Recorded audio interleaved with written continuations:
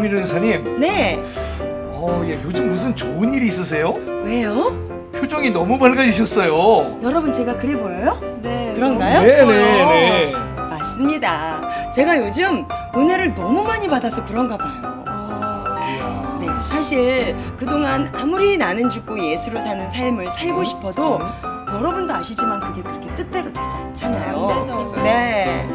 그런데 이순희 목사님을 만나서 꾸준히 예배를 드리다 보니 진짜 나는 죽고 예수로 사는 삶이 무엇인지를 깨닫게 되더라고요. 정말 그런 것 같아요. 네.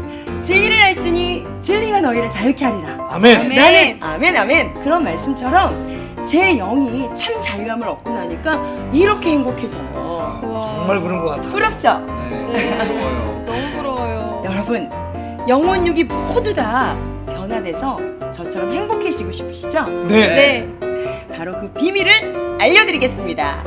아 참 유미전 도사님 저 네. 그 보령 백송수양관 사진으로 봤는데 너무 아름답더라고요. 너무 설명 좀 해주세요. 아름답네요. 저도 거기서는 봤어요. 무슨 좋은 집회가 없나요? 너무 멋있죠? 네. 당연히 보령 백송 영성 수양관에서 집회가 있죠. 3월 5일 월요일 저녁부터 3월 8일 목요일 저녁까지 영적 대가성 치유 부흥회가 열립니다. 와. 앞으로도 계속해서 우리 보령 백송 수양관에서 수많은 집회가 이뤄질 것입니다. 아 그렇군요. 너무 기대돼요. 이야. 네. 한편 5월 21일부터요. 네. 6월 10일까지 하루 3번. 몇 하루 번? 세 번. 와. 3번씩 제3차 다니엘 기도회가 충남 보령에 있는 백송 백성 수양관. 수양관에서 와. 펼쳐집니다. 특별히 첫날 저녁 7시 30분부터 시작해서 다음날 새벽 5시 30분 그리고 오전 11시 저녁 7시 30분 계속 이어서 하루에 3번씩 예배를 드리는 제3차 다니엘 기도회가 펼쳐지게 될 것입니다. 기대가 되지요? 너무 기대돼요. 지난해에 이곳 LA에서도 8명이나 다니엘 맞아요, 참석했었잖아요. 저도 진짜 갔었잖아요. 완전히 은혜의 도가니였어요. 이번에도 또 가려고요. 참, 그럼 다른 예배는 없나요? 다른 예배 당연히 있죠. 네. 백성교회와 백성수양관 영혼의 샘 세계선교센터에서는 1년 365일 매일 예배가 돌아갑니다. 1년 놀라우시죠? 365일. 맞아요. 평일 저녁 예배는 우리 이순희 목사님께서 직접 인도하시고요. 낮 예배는 여러 훌륭한 부교육자님들께서 예배를 계속 인도해 주실 것입니다. 그렇군요. 언제나 뜨거운 예배가 계속적으로 진행된답니다. 그럼 이런 예배를 통해서는 어떤 일들이 펼쳐지나요? 살아계신 하나님 역사하시는 그런 것이에요. 네. 우울증이나 각종 질병들이 싹 고쳐집니다. 쏴? 저를 보세요. 우울증과 공황장애가 싹 사라졌어요. 이야, 대박. 제가 여기 오기 전에는 이랬던 몸이 보세요. 너무 이쁘지 않아요? 네, 멋있어요. 너무 멋있어요. 너무 멋있다. 네, 저 무려 15kg가 빠졌어요. 15kg? 와. 와, 믿어지지 않네. 네. 그래서 저는 죽고 예수님으로 사는 삶으로 변화돼서 하나님의 능력 있는 군사로 변화되는 기적이 일어납니다. 와, 멋지다. 그렇죠? 네. 영혼의 생수가 넘쳐 흐르는 곳, 방황하는 영혼들의 샘터, 영혼의 샘 세계 선교센터로 여러분들을 초대합니다. 성령의 능력으로 권능을 받아 소나무처럼 푸르고 백합화처럼 순결한 저와 여러분이 되기를 소원합니다. 예루살렘과 온 유대와 사마리아와 땅끝까지 이르러 주님의 증인 됩시다. 아멘. 대박이군. 대박이야. 백성교회 오신 분들 대박이야. 오늘 시간에 하나님이 여러분을 보고 야 내가 너를 보니 기쁨을 이길 수 없구나. 아멘. 예, 너희 하나님 여호와가 나의 하나님 여호와가 우리 함께 찬양하며 하나님이 살아계심을 온몸으로 체험하기를 바랍니다. 너의 하나님 여호와가 너의 가운데 계시니 그는 구원을 베푸실 전능자시라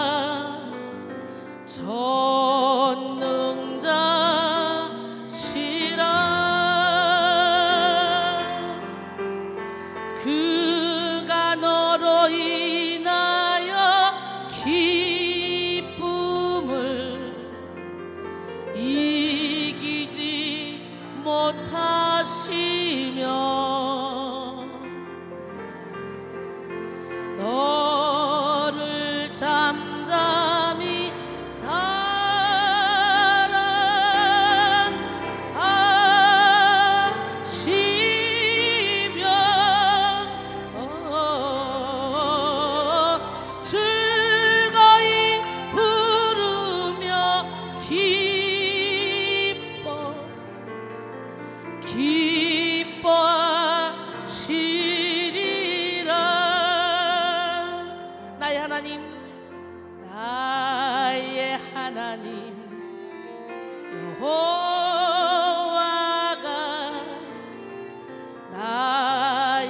마음속에 계시니 그는 구원을 베푸실 전능자시라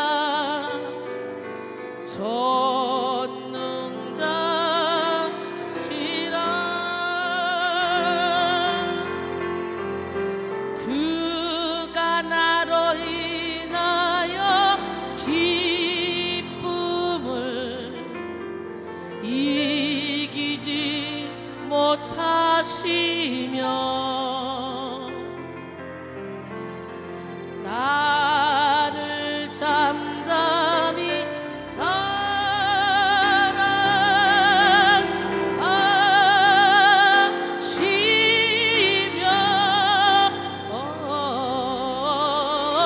즐거이 부르며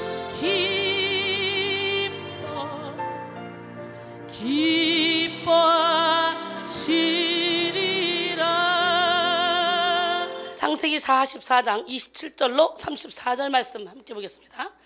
창세기 44장 27절로 34절 말씀.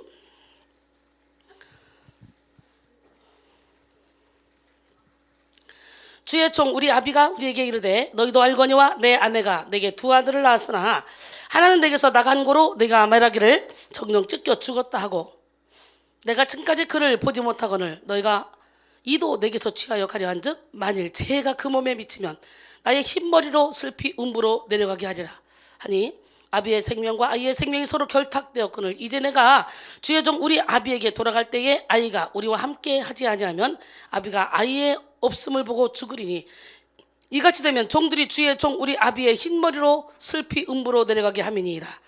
주의 종이 내 아비에게 아이를 담보하기를 내가 이를 아버지께로 데리고 돌아오지 아니하면 영영이 아버지께 죄를 지리이다 하였사오니 청컨대 주의 종으로 아이를 대신하여 있어서 주의 종이 되게 하시고 아이는 형제와 함께 도로 올려 보내소서. 내가 어찌 아이와 함께 하지 아니하고 내 아비에게로 올라갈 수 있으리까. 두렵건대 재해가 내 아비에게 미침을 보리이다.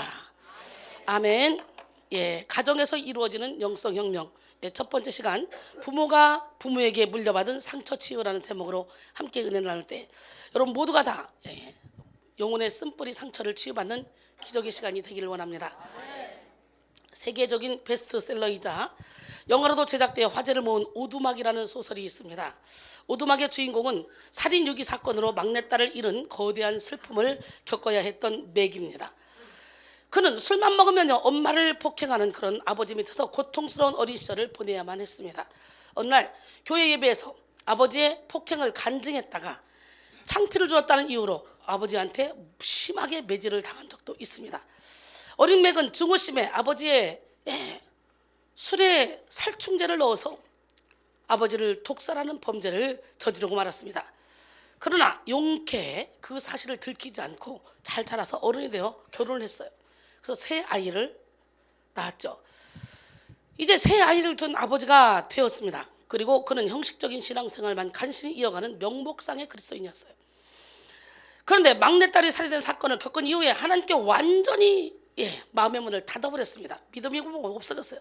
그러던 어느 날 하나님은 맥을 딸이 살해된 그 현장으로 오두막으로 초대를 합니다. 그곳에서 하나님은 맥의 상처를 치료해 나가셨습니다. 오두막에서 맥은 자기 인생의 모든 비밀, 아픔, 지옥적인 그런 기억들을 하나님께 꺼내놓고 하나님의 대답을 들었습니다. 그던 중 맥 앞에 아버지에게 매맞으며 학대를 당하고 있는 아이의 모습이 보였습니다. 그때 하나님은 맥에게 질문했습니다. 이 매맞는 아이에게 잘못이 있냐? 그때 맥이 말합니다. 때리는 사람이 잘못이지 맞는 사람은 잘못이 없어요. 이렇게 말했습니다. 이어서 하나님은 이렇게 말씀하십니다. 저 매맞는 아이가 바로 너희 아버지란다. 그리고 이어서 하나님은 인간의 죄가 아담의 원죄에서부터 시작되는 것이라고 설명했습니다. 원죄로부터 시작되면서 죄는 세대를 거듭하여 상처 입은 부모를 만들고 상처 입은 부모가 상처 입은 자녀를 만드는 것이라고 했습니다. 시편 51편 5절에 보면 내가 죄악 중에서 출생하였으며 어머니가 죄 중에서 나를 잉태하셨나이다. 요한복음 8장 44절에 보니까 너희는 너희 아비 마귀에게서 났으니 너희 아비의 욕심대로 너희도 행하고자 하느니라. 그는 처음부터 살인한 자요 진리가 그 속에 없으므로 진리에 서지 못하고 거짓을 말할 때마다 제 것을 말하나니 이는 그가 거짓말쟁이요 거짓의 아비가 되었습니다. 우리는 이미 태어날 때부터 죄 중에 태어났고 거짓의 아비 마귀의 자녀로 태어났습니다. 아담과 하와가 범죄할 때요 어둠의 영이 우리를 끌고 어둠의 나라로 끌고 와서 온갖 것으로 다 옷을 입혔기 때문에 그냥 내 생각에는 이 내 생각 자체라는 것이 이미 사단에게 옷 입혀진 생각이에요. 그렇기 때문에 예수 그리스도의 보혈의 피로 씻겨지지 않은 내 생각은 무조건 틀리다. 아멘? 예, 그래서 철저히 나는 죽고 예수로 살아야 돼요. 여러분 에베소 2장 1절로 3절 보니까 그는 허물과 죄로 죽었던 너희를 살리셨도다. 그때 너는 그 가운데 행하여 이 세상 풍도를 따르고 공중의 권세 잡은 자를 따랐으니 지금 불순종의 아들들 가운데 역사는 여기라. 전에는 우리도 다 그 가운데서 우리 육체의 욕심을 따라 지내며 육체와 마음이 원하는 것을 하여 다니도 같이 본질상 진노의 자녀였더니 우리 인간은 너도 나도 할 것 없이 다 본질상 진노의 자녀로 태어났고 마귀의 자녀로 태어났어요. 그래서 사람을 속에서는 그 악한 새가 곧 음란, 도둑질, 살인, 간음, 탐욕, 악독, 속임, mon탕, 질투, 비방, 교만, 오명 이 모든 것이 다 사람의 속에서 사람을 더럽힌다 그랬어요. 그러니까 아무리 의인인 척해도 토찐개찐이야 다 죄인으로 태어났기 때문에 우리는 오로지 예수 그리스도의 보혈의 피로만 정결해질 수 있고 의롭다함을 얻을 수 있다는 걸 깨닫고 누구를 정죄하는 손을 오늘 이 시간에 거두시길 원합니다. 사랑하는 성도 여러분, 문제 안은 없습니다. 문제 부모만 있을 뿐이에요. 문제 부모가 문제 아를 만드는 것입니다. 그런데 그 문제 부모에게도 자신을 문제 부모가 되게 한 문제 부모가 또 존재한다는 거죠. 예, 자녀에게 상처를 주는 부모도 한때는 자신의 부모에게 상처를 받은 자였다는 것이죠. 그러므로 오늘 우리는 예수 그리스도의 십자가 공로를 힘입어 부모가 부모에게 물려받은 상처를 치유받고 가정 내 쓴뿌리를 제거해야 됩니다. 모든 상처는 죄의 결과인데요. 아담과 하와의 원죄로부터 시작된 이 흐름은 흔적마다 상처를 남기고 결국 사망의 결과를 만듭니다. 야고보서 1장 15절에 욕심이 잉태한 지 죄를 낳고 죄가 장성한 즉 사망을 낳느니라 그랬어요. 그러므로 죄의 문제를 해결하지 못한 인간은 결코 상처에서 자유로울 수가 없습니다. 영혼의 깊은 곳에 죄의 뿌리가 박힌 채로 죄의 지배를 받으며 살아가는 사람은 사랑을 해도 병든 사랑을 하게 되고요. 독을 뿜어내는 사랑을 하게 됩니다. 생각할 때마다 자기 중심적으로 생각하게 됩니다. 부모라고 해서 예외가 아니죠. 부모의 사랑은 인간이 가질 수 있는 그런 가장 위대한 사랑이지만 완벽한 사랑은 아닙니다. 세상에 완벽한 사람이 없듯이 완벽한 부모도 없다는 거죠. 또 인간은 누구나 죄 중에 태어났고요. 본질상 진노의 자녀였기 때문에 그러니까 우리는 부모라 할지라도 사탄의 도구로 쓰임받을 수 있다는 것을 인정해야 돼요. 이 가족 치유 부흥회는 네가 잘못이고 내가 부모 때문에 엄마 때문에 아빠 때문에 할머니 때문에 이걸 다 내려놓고 우리 인간은 누구나 다 원죄를 가지고 태어났기 때문에 우리도 모르는 사이에 나는 사랑을 한다고 사랑을 주는데 그 사랑이 잘못된 사랑, 병든 사랑, 오히려 상대방에게 스트레스를 주는 사랑이 될 수도 있다. 우리는 이걸 알고 서로가 부모는 자식을, 자식은 부모를 이해하며 용서하며 이제 가정이 하나가 되는 그런 한 주간이 되기를 원합니다. 우리 막내가 학교에서 수업을 하는데 선생님이 그랬대요. 엄마 아빠가 부부싸움 안 하는 집 손들어봐 그랬대요. 그랬더니 우리 아들이 자신 있게 들었대요. 그랬더니 에이 거짓말하지 마. 부부싸움 안 하는 집이 어딨어? 거짓말하지 마. 그래서 우리 아들이 당당하게 우리 집은 우리 엄마 아빠는 정말 부부싸움 안 하는데요. 예, 그랬대요. 그러더니 그러니 신기하다 그러더래요. 여러분 우리 신랑이 장로 이제 면접 보러 갔는데 직구준 목사님들이 하는 말 부부싸움은 어떻게 해요? 우리는 부부싸움 해본 적이 없어. 부부싸움 하는 거 모르는데요. 그래요? 그러면 아내가 이렇게 주의종이 돼서 목사가 돼서 이렇게 막 일을 하면 좀 남편이 좀 힘들 텐데 아니요. 저는 20년 전부터요. 복음 가수 할 때부터요. 저는요 앰프 들고 다니고 운전해주고요. 그러면서 같이 사역 도와줬는데요. 그러면 맨날 이렇게 사역하러 다니면 집안 살림은 누가 해요? 불편하지 않아요? 아니요. 우리 집사님들이 와서 다 해줘서 전혀 불편함이 없습니다. 아주 그냥 완전히 100점을 때리고 왔어요. 우리 신랑 너무 이쁘잖아. 그 얘기하니까 우리 막내 아들이 그러는 거예요. 엄마, 아빠가 솔직히 진짜만 말했잖아요. 할렐루야. 나 이렇게 멋지게 살고 있습니다. 여러분 저를 볼 때 막 좀 잘못되면 막 할 것 같지 않아요? 이 카리스마가 막 있고 막 뭔가 막. 그런데 하나님 앞에 붙들리니까요. 그런 게 다 없어졌어. 나라는 존재가 없어졌어요. 그러다 보니까 정말 우리 가정은 평화로운 가정, 행복한 가정, 가정의 롤모델, 가족 치유 부흥의 강사로 설만한 가정의 롤모델이 됐어요. 그래서 저는 이상하다. 하나님께서 내게 주신 사명이 너무 많아서 청소년 집회든 뭐 가족 치유 부흥회든 목회자 세미나든 사모 세미나 뭐든 다 할 수가 있어요. 어떤 전문 따로 있는 게 아니라 성령이 역사하면 모든 게 다 돼. 여러분 심리학을 공부해가지고 아무리 심리적으로 상담을 해봐 그거는 아직 깨지지 못한 육적인 사람들에게 통하는 거지 예수한테 완전히 미친 사람들한테는 통하지 않아. 심리학이 왜 안 통해? 예수님은 무조건 사랑해라, 무조건 용서해라, 무조건 나보다 남을 낮게 여기고, 예, 그리고 철저히 나는 조건 예수로 살아라, 계속적으로 그런 말씀을 하시기 때문에 7번씩 70번이라도 용서하라 그러기 때문에 예, 심리학이 통하지 않는 거예요. 그래서 내가 주의 일을 하면서 심리학 공부한다 다 때려쳐. 성령만 받으면 심리학 다 필요 없어. 아무 필요 없어. 제가 서울신학대학원 들어갈 때 예, 그 조사하는 게 있더라고요. 심리학 그 뭐라 그러죠 그걸? 그래서 미운 사람이 있습니까? 없습니다. 두렵습니까? 두렵지 않습니다. 뭐 쫓기는 사람이 있습니까? 없습니다. 뭐 없어요. 내가 쭉 쓰다 보니까 내가 사람이 아닌 거예요. 내가 사람이라면 그럴 수가 없는 거예요. 그래서 어머니 그러다 거짓말 쓸 수는 없잖아요. 그 다 아닙니다 썼어요. 예, 그러고 나왔어요. 그래 배지 목사한테 그랬죠. 지희야, 나 아무래도 미쳤다 그러겠어. 아니 이게 내가 오늘 이 조사를 해보니까 사람이 아니야. 이 세상 사람이 아닌 것 같아. 나 이상해. 근데 내가 거짓말로 쓸 수는 없잖아. 분명히 나보러 이제 잘못됐다고 상담하자고 연락이 올 거다. 근데 아니나 다를까 거짓말이라고. 가시게 옷을 너무 많이 입었다고. 거짓말을 너무 잘한다고. 막 이렇게 막 심리학이 데이터에 그렇게 나왔어요. 극히 상담을 요한다고. 그 내가 아니 가서 상담해봤자 상담 교수를 내가 상담을 할 건데 그잖아요. 가서 뭔 상담을 하겠어요. 안 갔죠. 그랬더니 막 계속 문자가 오는 거예요. 계속 안 갔어요. 신학대학원 3학년 때까지. 그 3학년 마지막 학기에 심리학 공부를 했어요. 근데 교수가 심리학 강의 들어왔는데 아 포스타인은 그분 맞죠? 그러더라고요. 예, 애플 맞았잖아요. 할렐루야. 또 공부는 공부니까 또 해야지 어떻게 되겠어. 뭐. 예, 적용은 안 하더라도. 예, 우리 하나님은 살아계신데요. 심리학이 뭐가 필요합니까? 그런 육적인 사람한테 필요한 거고 완전히 예수한테 죽어주시고 완전히 신의 성품에 참여한 사람에게는 그런 게 아무런 필요가 없어요. 왜? 그런 사람은 계산이 없어요. 일방적으로 예수님의 성품으로 예수님의 마음으로 무조건 사랑하고 무조건 품고 무조건 그것이 진리 안에 자유 가운데 거하는 거야. 진리랄지 진리가 너희를 자유케 하리라. 진리가 누굽니까? 예수 그리스도잖아요. 할렐루야. 여러분 인간이라면 너도 나도 할 것 없이 모두가 다 좋은 것만 자녀에게 주고 싶어 하죠. 좋은 부모가 되고 싶어 합니다. 그러나 죄의 결박에 묶인 부모는요 대부분 이렇게 차별적인 부모, 폭력적인 부모, 냉혹한 부모, 비난하는 부모가 되고 맙니다. 그래서 너무 많은 사람들이 부모님께 상처를 받고 부모님을 용서하지 못하는 마음을 가지고 살아가죠. 청년들, 우울증 걸린 사람들 대부분의 뭐라고 원수가 어디냐? 다 부모예요. 원수가. 딴 사람 아니에요.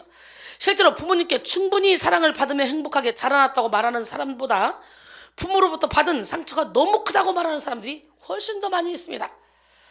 죄를 품은 가정이 상처의 결과를 반복적으로 이어가는 것이죠. 그러기에 우리는 하나님과의 막힌 담인 죄의 문제를 먼저 해결받아야 돼요. 이사야 59장 1절로 2절 보니까 여호와의 손이 짧아 구원하지 못하심도 아니요 귀가 둔하여 듣지 못하심도 아니라 오직 너희 죄악이 너희와 너희 하나님 사이를 갈라놓았고 너희 죄가 그의 얼굴을 가려서 너희에게서 듣지 않으시게 함이니라 그랬어요. 우리 안에 죄의 문제는 오직 예수님만이 풀어줄 수 있습니다. 부모에게 받은 상처는 대개 무의식의 세계까지 사로잡아서 인생을 지배하게 만듭니다.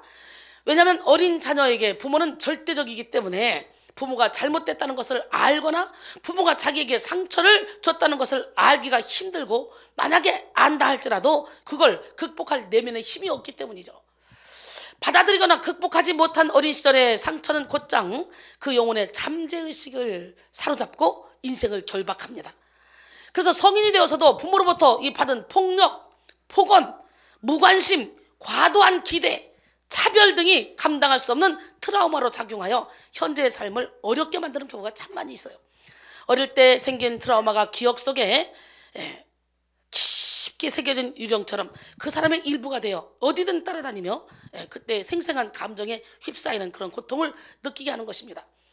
많은 살인자들, 사형수들 이런 사람들 대체적으로 보면 어릴 때 학교 선생님에게 무시를 당했다거나 아니면 뭐 친구에게 아니면 부모에게 상처를 받았던 사람들 이런 사람들이 주로 많더라고요. 라 로슈포코는 마음에 생긴 장애와 흠집은 육체의 상처와도 같다.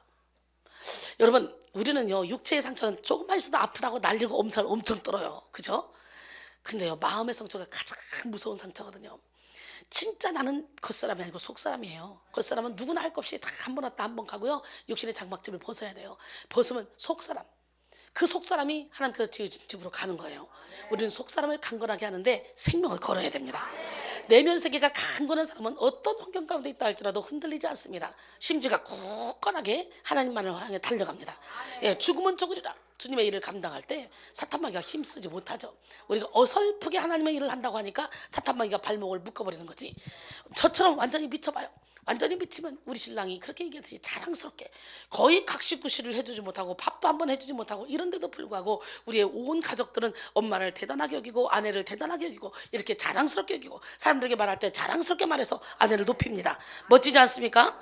예, 저는 나는 하나님 일할 테니까 하나님은 내 일 해주세요. 그리고 하나님께 우리의 온 가족을 다 맡기고 그리고 왔는데 신기하게 우리의 온 가족이 너무너무 아름다운 롤모델 가족이 돼버렸어요. 참 멋지지 않습니까? 여러분, 나는 여러분 모두가 다 오늘 여러분 자신도 모르는 무의식의 세계까지 말씀의 빛이 들어가서 깨닫지 못했던 내가 왜 자꾸 이렇게 징크스가 있었을까? 왜 저런 것만 보고 저랬을까? 나는 몰라. 그런데 징크스가 있어. 그건 다 상처로 인한 거예요. 요걸 다 끄집어내서 버립시다. 할렐루야. 어릴 때 생긴 트라우마가 기억 속에 깊게 새겨져 유령처럼 그 사람의 일부가 되어 따라다닌다는 거예요. 그의 생생한 감정에 휩싸이는 그런 고통을 느끼게 하는 것이죠. 그래서 우리는 마음에 생긴 장애와 흠집은 뭐라고? 육체의 상처와도 같다라고 말했는데요. 누가? 라 로슈프코. 근데 마음에 생긴 장애와 흠집은 육체의 상처와도 같다. 아멘. 이런 상처를 치료하려고 가능한 한 모든 방법을 동원하지만 흉터는 영원히 남는다라고 말했습니다. 어린 시절에 사고나 폭행, 방임, 성적 학대를 겪은 경우 성인기에 우울증 발병하는 일이 그렇지 않은 사람에 비해서 8배에서 10배 정도 된다고 연구 결과가 나왔어요. 또 어린 시절의 트라우마가 우울증을 유발하고 비정상적 뇌활동을 일으킨다는 연구 보고도 있습니다. 2015년 김충령 박사의 청소년 상담 가정폭력에 대한 이해와 상담의 자료를 보면요, 가정폭력의 영향력을 드러내는데 가정폭력은 청소년에게 좋지 않은 정신 경험을 하게 만들고 그리고 가정폭력을 경험한 청소년이 치료되지 않고 성장하면 평생 불행한 삶을 살 수밖에 없다 그래요. 사례 연구에 의하면 학교폭력 가해자들의 대부분은 가정폭력을 경험한 것으로 나타났다 그래요. 어린 시절에 부모로부터 받은 상처가 한 사람의 인생을 지배하며 괴로움과 멸망에 처하게 만들 가능성이 높다는 이야기죠. 꼭 폭력은 두드러 패는 것만 폭력이 아니라 언어 폭력, 여러 가지 폭력이 있죠. 이렇게 죄를 청산하지 못한 부모는 자식에게 상처를 전가하고 또 그 자식은 또다시 자기 자신의 자식에게 상처를 대물림하고 죄를 이어줍니다. 이것이 죄와 상처의 가문적 전가인데요. 원하든 원하지 않든 한 개인은 자신이 속한 가족으로부터 영혼육의 속성을 이어갑니다. 축복의 속성도 이어가지만 저주의 속성도 이어가요. 그래서 무당들이 어떻게 신내림을 하고 가잖아요. 부모가 죽을 때쯤 되면. 야, 우리 하나님은요, 저를 통해 무당들도 확 다 바꿔버려요. 무당, 두 자매 무당, 애기 무당, 세 무당을 동시에 쫓아내기도 했고요. 우리 제시기도요, 희한해요. 어둠의 영이 딱 드러나면요, 딱 무당이 돼요. 박수무당이 딱 얼굴이 각이 딱 찌는데 무당 얼굴이 딱 해가지고 요즘은 그게 많이 없어졌는데, 여러분 예수 믿는 저와 여러분이라 할지라도 100% 예수를 믿지 않으면 조상 대대로 내려오는 이 무당 귀신이 다 있어. 무당 기질이 다 있어. 그래서 조금만 기도해도 점을 잘 칩니다. 그리고 자기들은 예언이라 그래요. 무당들이 점치는 거야. 우리 조상들이 우상을 섬기지 않은 조상이 어디 있어요? 우리 어렸을 때 보면 막 그냥 부엌 귀신, 안방 귀신, 건넌방 귀신, 골방 귀신, 뒷곁 귀신, 우물 귀신, 화장실 귀신, 아주 안 섬기는 게 없죠. 곳곳마다 우리 엄마도 하얀 옷 입고 여기저기다 다 떠놓고선 맨날 입히는 거 봤어요. 그러다 보니까 부모 속에 살던 이 어둠의 영들이 이제 부모가 어떻게 해요? 죽으면 나오잖아요. 나와서 어디로 가겠어요? 가장 가까운 사람에게 가는 거죠. 그러니까 좋은 것도 전이 되지만 안 좋은 것도 전이. 그래서 출애굽기 20장 5절 6절 보니까 말씀대로 살면 1000대까지 복을 받지만 그렇지 않으면 저주받는데 어떻게? 3, 4대까지 저주받는다 그랬잖아요. 나는 오늘 시간에 여러분 모두가 다 축복을 유통하는 축복의 통로가 되기를 원합니다. 여러분 어린 시절에 이렇게 부모로부터 받은 상처가 한 사람의 인생을 지배해서 괴로움과 멸망에 처하게 만들기도 하는데요. 이렇게 죄를 청산하지 못한 부모는 자식에게 상처를 전가한다는 거예요. 그러니까 좋은 것도 전가하고 안 좋은 것도 전가하는. 나는 오늘 이 시간에 여러분 모두가 다 좋은 것만을 전가하는 기적의 주인공이 되기를 원합니다. 이것이 죄와 상처의 가문적 전가입니다. 뭐라고요? 죄와 상처의 가문적 전가. 원하든 원하지 않든 한 개인은 자신이 속한 가족으로부터 영혼육의 속성을 이어간다 그랬죠. 예, 그러니까 축복의 속성도 있고 뭐도 있다고? 저주의 속성도 이어간다 그랬죠. 이것이 하나님의 섭리입니다. 여러분, 하나님은 하나님을 거역하고 죄의 길로 가는 사람을 저주하실 때 자손 3세대까지, 언제까지? 자손 3세대까지 저주하시며 하나님께 순종하는 사람을 축복하실 때 언제까지? 1000대까지 축복을 하셔요. 저에게 34장 7절에 보니까 인자를 1000대까지 베풀며 악과 과실과 죄를 용서하리라. 그러나 벌을 면제하지는 아니하고 아버지의 악행을 자손 3세대까지 보응하리라 그랬어요. 그러게 우리는 이렇게 기도해야 됩니다. 따라합니다. 시편 139편 23절로 24절 말씀이에요. 따라합니다. 하나님이여, 나를 살피사 내 마음을 아시며 나를 시험하사 내 뜻을 아옵소서. 내게 무슨 악한 행위가 있나 보시고 나를 영원한 길로 인도하소서. 할렐루야. 우리는 예수 안에서 이 모든 죄를 해결받고 진리 안에 자유 가운데 거해야 돼요. 이사야 53장 5절로 6절 보니까 그가 찔림은 우리의 허물 때문이요 그가 상함은 우리의 죄악 때문이라. 그가 징계를 받음으로 우리는 평안을 누리고 그가 채찍에 맞음으로 우리는 나음을 얻었도다. 우리는 다 양 같아서 그릇 행하여 각기 제 길로 갔거늘 여호와께서는 우리 모두의 죄악을 그에게 담당시켰도다. 우리가 예수 안에만 딱 거하면 예수님은 원죄로부터 온 죄, 조상죄, 내가 지었던 자범죄, 현재 짓고 있는 죄, 앞으로 지을 죄까지 싹 다 씻어놓으셨어요. 그러니까 우리는 회개만 하면 돼. 계속적으로 회개하며 보혈의 피로 우리를 씻어내야 돼. 우리 연약하여 육신의 옷을 입고 있는 죄를 질 수밖에 없는 그런 연약한 존재이기 때문에 우리는 장담할 수 없어요. 제가 맨날 그러죠. 나는 365일 24시간 전체를 다 하나님께 써요. 저의 개인적인 시간이 하나도 없어요. 제가 정말 사람도 좋아하고 정말 여행도 좋아하고 책도 좋아하고 좋아하는 게 정말 많아요. 근데 신기한 건 하나님이 그 모든 걸 다 끊게 하시고 오로지 영혼 살리는 데 설교 준비하고 영상 작업하고 설교하고 기도해주고 이거 시간 외에 그것이 너무 바빠서 잠을 두 다리 뻗고 불 꺼놓고 잠을 잔 적이 없어요. 그냥 너무 지치면 그냥 쓰러진 상태에서 그냥 잠들고 그리고 쪽잠 자고 또 일어나 또 설교 준비하고 그렇지 않으면 이 일을 해나갈 수가 없는 거예요. 그러다 보니까 체력이 막 감당이 안 돼요. 몸이. 그런데도 불구하고 영이 깨어 있으니까 막 기쁘고 즐겁고 행복하니까 영이 막 깨어 있으니까 하나님께 억지로 하는 것이 아니라 영혼 살리는 일이 억지로가 아니라 설교 준비가 억지로가 아니라 막 기쁨으로 즐거움으로 행복하게 일을 해나가요. 그러니까 언제 봐도 제가 항상 싱싱하고 행복해 보이잖아. 그러나 침대에 누우면 온몸이 쫙 하이타이 거품이 녹아내듯이 완전히 녹아. 다리를 주무르지 않으면 잘 수 없을 정도로 몸을 다 버렸습니다. 전제로 다 부어졌습니다. 그런데도 불구하고 내 영이 항상 깨어있어요. 내 영이 항상 기뻐요. 난 여러분 모두가 다 항상 기뻐라, 쉬지 말고 기도하라, 범사에 감사라.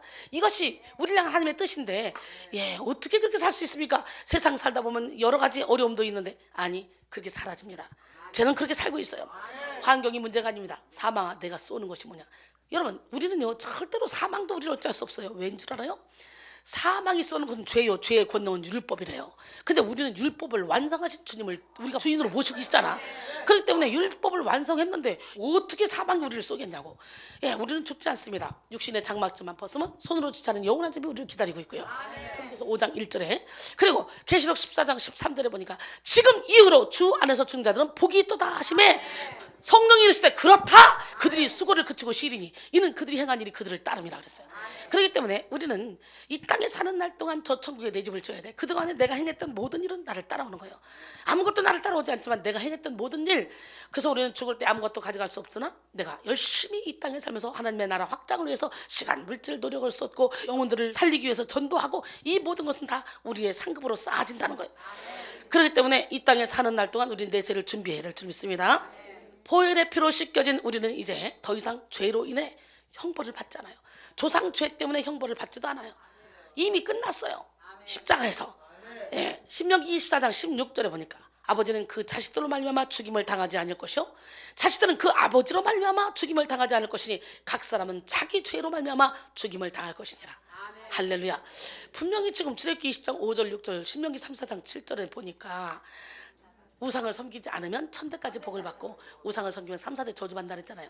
근데 우리가 예수 안에 딱 들어와서 끝나고 나면 우리는 전혀 예수를 믿는 그 순간부터 전혀 조상의 죄가 우리에게 전가가 되지 않는다는 거예요. 근데 문제는 믿는다고 하지만 거의 다 안 믿어요. 이것만은 붙잡고 있는 게 있어요. 그것이 우리 속에서 일을 하는 거예요. 그래서 에스겔 18장 1절로 3절도 보니까 또 여호와의 말씀이 내게 임하여 이르시되 너희가 이스라엘 땅에 번한 속담에 이르기를 아버지가 신포도를 먹었으므로 그의 아들이 이가 시다고 하면 어찌 됨이냐. 주 여호와의 말씀이니라. 내가 나의 삶을 두고 맹세하노니 너희가 이스라엘 가운데서 다시는 이 속담을 쓰지 못하게 되리라 그랬어요. 예, 그러니 저와 여러분 이제 가게에 있는 저주가 우리를 끌고 다니지 못한다. 그래서 어떻게 100% 믿어야 되는 거지. 어느 정도만 믿는 게 아니라 100%. 우리 영혼의 밀실을 다 열어놓고 온갖 밀실에 빛을 받아들여야 돼. 그래서 어둠을 몰아내야 돼. 예, 독일의 오스트리아의 학자이자 인지학의 창시자인 루돌프 슈타이너는요, 현재 차원의 문제는 더 상위의 차원에서 보아야만 해결할 수 있다 이렇게 말했습니다. 육체의 문제는 감정의 차원에서 풀어야 되고요, 감정의 차원은 정신적인 문제에서 풀어야 되며, 정신적인 문제는 영적인 차원에서 풀어야 된다는 거예요. 여러분, 오늘 우리는 가정에서 먼저 영성 혁명을 이루어서 가정 내세의 상처를 치료받고 가정의 모든 결박을 끊어내어 가정을 천국의 현장, 기쁨의 현장, 기도의 현장, 예배의 현장, 축복의 공동체로 세워야 합니다. 오늘 우리는 예수 그리스도의 보혈의 능력을 의지해서요, 모든 가정 안의 역사는 상처 전이의 끈을 다 끊어내야 돼. 잠언 3장 33절 악인의 집에는 여호와의 저주가 있거니와 의인의 집에는 복이 있느니라 그랬어요. 가정의 결박을 끊고 영성 혁명을 이루기 위해 우리는 싸울 대상을 정확히 알고 싸워야 됩니다. 사람과 싸울 것이 아니라 사람 배후의 역사는 이 영적 세력과 싸워야 돼요. 그리고 마귀의 관계를 밝히 알아야 됩니다. 에베소 6장 10절로 12절 보니까 끝으로 너희가 주 안에서와 그 힘의 능력으로 강건하여지고 마귀의 관계를 능히 대적하기 위하여 하나님의 전신갑주를 입으라. 우리의 씨름은 혈과 육을 상대하는 것이 아니오 통치자들과 권세들과 이 어둠의 세상 주관자들과 하늘에 있는 악의 영들을 상대함이라 그랬어요. 그렇기 때문에 내 남편이 내 아내가 막 싸울 일이 있어? 왜 싸워? 바보처럼. 만약 거기서 싸운다는 것은 사탄에게 지는 거예요. 속는 거예요. 남편을 붙잡고 있고 아내를 붙잡고 있는 그 배후의 세력, 배후의 이 어둠을 몰아내면 돼요. 우리 하나님은 살아계신데요, 나는 아무것도 할 수 없지만 나를 통해 일하시는 하나님은요, 별의별 환자들을 다 고치더라고. 많은 사람들이 각종 중독에 빠지죠. 자기들도 거기서 헤어나오려고 몸부림을 치죠. 근데 그게 안 돼요. 그런데 신기한 건 예배를 드리고 나서 확 하나님을 만나고 나면 모든 중독이 다 끊어져 버려요. 그거 아무리 인간의 힘으로 노력해도 안 돼요. 본인들은 그러고 싶겠어? 본인도 안 그러고 싶어. 그러나 그 영들이 사로잡혀서 끌려가니까 어쩔 수 없이 끌려가는 거예요. 그래서 그 배후에 있는 어둠의 영들을 몰아낼 생각을 해야지. 자꾸 인간적인 생각을 가지고 어떻게 그럴 수 있어? 어떻게 그럴 수 있어? 예, 아직 못 죽어서 그래요. 예수님은 당신을 십자가에 못 박혀 죽인 자까지 용서했어요. 우리는 그 예수님의 마음을 품어야 돼요. 고린도서 10장 3절 5절 우리가 육신으로 행하나 육신에 따라 싸우지 아니하노니 우리의 싸우는 무기는 육신에 속한 것이 아니요 오직 어떤 견고한 진도 무너뜨리는 하나님의 능력이라. 모든 이론을 무너뜨리며 하나님 아는 것을 대적하여 높아진 것을 다 무너뜨리고 모든 생각을 사로잡아 그리스도에게 복종하게 하니 마귀의 관계를 알고 사람의 배후의 역사는 영적 세력을 알면 아무리 큰 상처를 준 부모라 할지라도 사랑하고 또 용서할 수 있습니다. 호세아 보세요. 그 창녀를 데려다가 계속적으로 나가는데도 불구하고 예수님의 마음으로 또 데려와라 또 데려오라. 예, 값을 주고 데려오잖아. 그 여자를 자꾸. 그게 예수님의 마음이라는 거예요. 여러분, 십자가의 권세로 가정의 배후에서 역사는 어둠의 영을 대적하면 모든 마귀의 일을 멀리할 수가 있습니다. 요한일서 3장 8절 9절 죄를 짓는 자는 마귀에게 속하나니 마귀는 처음부터 범죄함이라. 하나님의 아들이 나타나신 것은 마귀를 멸하게 하심이라. 하나님께로부터 난 자마다 죄를 짓지 아니하나니 이는 하나님의 씨가 그 속에 거하며 그도 범죄하지 못하는 것은 하나님께로부터 났습니다. 그랬어요. 오늘 본문의 유다는요, 가정에서 영성혁명을 이룬 사람이에요. 뭐 한 사람? 나는 오늘 시간에 여러분 한 사람이 변화되면 되는 거야. 나만 변화되면 모든 게 다 끝나. 그래서 여기 가족의 롤모델이 참 많잖아. 이렇게 맨날 예배드리면 가정이 찢어질 것 같지만 절대로 안 찢어져. 오히려 찢어지는 가정이 탁탁탁 꾸며지는 역사가 일어나. 내가 빛을 발하면 돼요. 나만 변하면 모든 게 다 변해. 너희는 이 세대를 본받지 말고 오직 마음을 새롭게 함으로 변화를 받아 하나님의 선하시고 기뻐하시고 온전하신 뜻이 무엇인지 분별하도록 하라 그랬어요. 할렐루야. 유다는 가정에서 영성혁명을 이룬 사람이에요. 사실 그는 상처투성이 부모 밑에 태어나서 부모의 상처를 고스란히 이어받았던 사람입니다. 유다의 아버지는 일평생 집착으로 인해서 험악한 인생을 살았던 야곱이고요, 어머니는 사랑받지 못해 서러움에 고통을 당했던 레아입니다. 그래서 유다는 어릴 때부터 요셉만 사랑하는 아버지를 봐야 됐고 남편의 사랑을 받지 못하는 어머니의 모습을 봐야 됐습니다. 아버지는 유다의 어머니인 레아에게는 전혀 관심이 없었고 어머니의 동생인 라헬만 사랑했고 그리고 라헬의 아들인 요셉만 사랑했습니다. 그것도 아주 드러내놓고 차별하면서 요셉에게만 채색 옷을 입혔습니다. 창세기 37장 3절로 4절 요셉은 노년에 얻은 아들이므로 이스라엘의 여러 아들보다 그를 더 사랑함으로 그를 위하여 채색옷을 지었더니 그의 형들이 아버지가 형들보다 그를 더 사랑함을 보고 그를 미워하여 그에게 편안하게 말할 수 없었더라. 유다의 가족은 많지만 진실한 사랑을 찾아볼 수가 없었던 가정입니다. 유다는 언제나 아버지의 사랑을 느낄 수 없는 그런 차가운 그늘 속에서 살아야 했습니다. 어머니 레아도 인생의 많은 시간을 남편의 사랑을 받지 못해서 괴로움 속에 살아갔습니다. 유다의 어머니 레아도 참 많은 상처를 받았어요. 유다의 어머니 레아는 겉으로 보기에는 아름답지 못한 사람이에요. 겉으로 보기에. 창세기 29장 17절에 보니까 레아는 시력이 약하고 라헬은 곱고 아름다웠다. 그러죠. 레아와 라헬은 둘 다 야곱의 외삼촌 라반의 딸이었죠. 야곱은 형의 장자권과 축복권을 빼앗고 형에게 죽임을 당할까 봐 무서워서 외삼촌 라반의 집으로 도망갔는데 아름다운 라헬을 딱 보는 순간 뿅 갔어. 뿅. 라헬을 보고 사랑에 빠져가지고 라헬 때문에 7년을 며칠같이 여기면서 봉사했잖아요. 야곱이 창세기 29장 18절로 20절 야곱이 라헬을 더 사랑함으로 대답하되 내가 외삼촌의 작은 딸 라헬을 위하여 외삼촌에게 7년을 섬기리이다. 라반이 이르되 그를 내게 주는 것이 타인에게 주는 것보다 나으니 나와 함께 있으라. 야곱이 라헬을 위하여 7년을 봉사했대요. 라반을 섬겼으나 그를 사랑하는 까닭에 7년을 며칠같이 여겼다는 거예요. 여러분 보통 결혼 지참금으로 신부의 아버지에게 주는 돈의 액수는 비싸야 은 50세겔이었어요.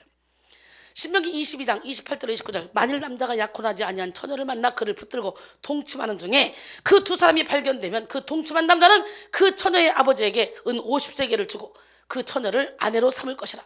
그가 그 처녀를 욕보였은즉 평생에 그를 버리지 못하리라 그랬어요. 은 50세겔은 200드라크마로 201분의 노동량인데요. 대략 1년분 노동량이라 생각하면 되는데 야곱은 7배에 달하는 그런 액수를 지불한 것입니다. 이 거리를 바라보고 있던 라헬의 마음은 어땠을까요? 말하지 않아도 매우 기분이 좋았을 거죠. 이야, 나는 값진 사람이구나. 자신의 가치를 그렇게 소중히 여기는 그런 장래 남편을 보며 흐뭇했을 것입니다. 또 상대적으로 라헬을 열정적으로 사랑해서 7년을 일하는 그런 야곱을 지켜봤던 레아는 야곱의 마음에 자신이 들어갈 자리는 눈꼽만큼도 없다는 사실을 확인해야 했을 것입니다. 그런데 야곱이 라헬과 결혼하기로 한 날 레아의 아버지 라반은 레아에게 라헬인 척하고 야곱과 결혼하라는 거예요. 레아의 입장에서 얼마나 자존심이 상하는 일입니까? 레아가 못생겼을 뿐만 아니라 못생겼지 바보는 아니잖아요. 보나마나 야곱이 자신을 보고 엄청나게 실망할 것이라는 사실을 예상했을 것입니다. 정말 자존심 상하고 힘든 순간이었을 거예요. 그런데 레아는 그냥 아버지의 말에 순종했어요. 아니나 다를까 야곱은 결혼하고 첫날 밤을 신나게 보낸 뒤 라헬이 아닌 레아의 얼굴을 보고 분노했습니다. 갑자기 여보 아침이 날이 밝아 보니까 기절하겠는 거예요. 아주 라반 완전 사기꾼. 창세기 29장 25절에 야곱이 아침에 보니 레아라 라반에게 이르되 외삼촌이 어찌하여 내게 이같이 행하셨나이까? 내가 라헬을 위하여 외삼촌을 섬기지 아니하였나이까? 외삼촌이 나를 속이심이 어찌 됨이니까? 여러분 한 여인에게 있어서 결혼이라는 것은요 인생의 가장 소중한 결정이요 그리고 최고의 축복을 받는 순간이죠. 그런데 레아는 라헬을 원하는 줄 알면서도 동생을 대신해서 야곱과 결혼을 했어요. 레아가 아버지에게 강요받아 순종하기 위해 결혼했는지 못생긴 자기가 이렇게 해서라도 시집을 가야 되겠다고 생각했는지 아니면 은근히 야곱을 사모하고 있었는지 그건 알 수 없죠. 다만 형보다 아우를 먼저 주는 것이 이 지방에서 하는 일이 아니다 라는 라반의 말을 통해서 우리는 이것이 단순히 레아의 선택만은 아니라는 것을 알 수가 있죠. 창세기 29장 26절로 30절 라반이 이르되 언니보다 아우를 먼저 주는 것은 우리 지방에서 하지 아니하는 바이라. 이를 위하여 7일을 채우라. 우리가 그도 내게 주리니 내가 또 나를 7년 동안 섬길지니라. 야곱이 그대로 하여 그 7일을 채우매 라반이 딸 라헬도 그에게 아내로 주고 라반이 또 그의 여종 비라를 그의 딸 레아에게 주어 시녀가 되게 하며 야곱이 또한 라헬에게로 들어갔고 그가 레아보다 라헬을 더 사랑하여 다시 7년 동안 라반을 섬겼더라. 이야 라헬 하나 얻으려고 결국 14년이 갔죠. 14년. 엄청나게 비싼 애네. 저도 비싼 애 같지 않아요? 여러분 얼마짜리야? 레아는 이렇게 남편이 원하지 않는 아내가 되는 불행한 결혼을 해야 했고요. 결혼한 후에도 너무도 티나게 라헬만 사랑하는 야곱을 지켜봐야만 했습니다. 매일매일 언니로서의 자존심, 여자로서의 자존심이 구겨졌을 것입니다. 그런데 야곱은 라헬을 포기하지 않고 다시 라헬을 얻기 위해 삼촌 라반에게 7년을 더 봉사했어요. 이렇게 야곱은 라헬을 너무너무 사랑해서 혹독한 대가를 치렀습니다. 그러니 언니 레아가 얼마나 가슴이 아팠을까? 성경은 레아의 심정을 그녀가 낳은 자식들의 이름을 통해서 우리에게 알려주고 있습니다. 첫 번째 아들은 르우벤이죠. 그의 의미는 여호와께서 나의 괴로움을 돌아보셨다. 여기서 돌아보심의 표현은 이스라엘 백성의 애굽에서의 고통을 하나님께서 보셨다와 같은 표현을 쓰고 있습니다. 그만큼 레아의 괴로움이 아주 극심했다는 것이죠.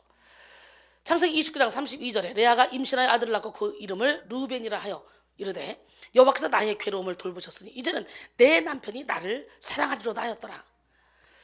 두 번째 아들을 레아가 낳은 아들은 시므온입니다. 그런데 여호와께서 아직도 야곱이 레아를 사랑하지 않았음을 들으셨다는 뜻으로 이름을 지었어요. 창세기 29장 33절에 보니까 그가 다시 임신하여 아들을 낳고 이르되 여호와께서 내가 사랑받지 못함을 들으셨으므로 내게 이 아들도 주셨도다 하고 그의 이름을 시므온이라 했어요. 셋째 아들은 레위인데 여기에서도 레아의 간절한 소원은 지금부터 내 남편이 나와 연합하리라 하는 그런 것입니다. 창세기 29장 34절에 그가 또 임신하여 아들을 낳고 이르되 내가 그에게 새 아들을 낳았으니 내 남편이 지금부터 나와 연합하리라 하고 그의 이름을 레위라 하였으며 레아가 간절한 마음으로 남편의 사랑을 기다리고 있는 그런 모습을 우리가 볼 수 있죠. 드디어 넷째 아들을 낳고는 비로소 많은 자손을 주신 여호와를 찬송한다는 뜻에서 오늘의 본문의 주인공인 유다라는 이름을 지었어요. 이때까지는 레아는요 자신의 삶 속에서 불행을 생각하느라 하나님께 감사할 여유조차 없었어요. 그런데 창세기 29장 35절에 보니까 그가 또 임신하여 아들을 낳고 이르되 내가 이제는 여호와를 찬송하리로다. 이로 말미암아 그가 그의 이름을 유다라 하였고 그의 출산이 멈추었더라 그랬어요. 이런 레아에게서 태어난 유다는 아버지의 사랑을 받지 못한 아픔에 외로운 그런 어머니의 모습을 지켜봐야 되는 그런 아픔까지 함께 견뎌야만 했습니다. 유다는 아버지를 미워하게 되었고 아버지가 사랑하는 요셉을 증오하게 됐습니다. 결국 유다는 질투와 시기에 눈이 멀어서 자신들의 형제들과 모의해서 동생 요셉을 죽이려고 했죠. 그러나 죽이는 것보다는 미디안 상인들에게 파는 것이 좋겠다는 의견을 냈어요. 그래서 애굽으로 팔아넘기죠.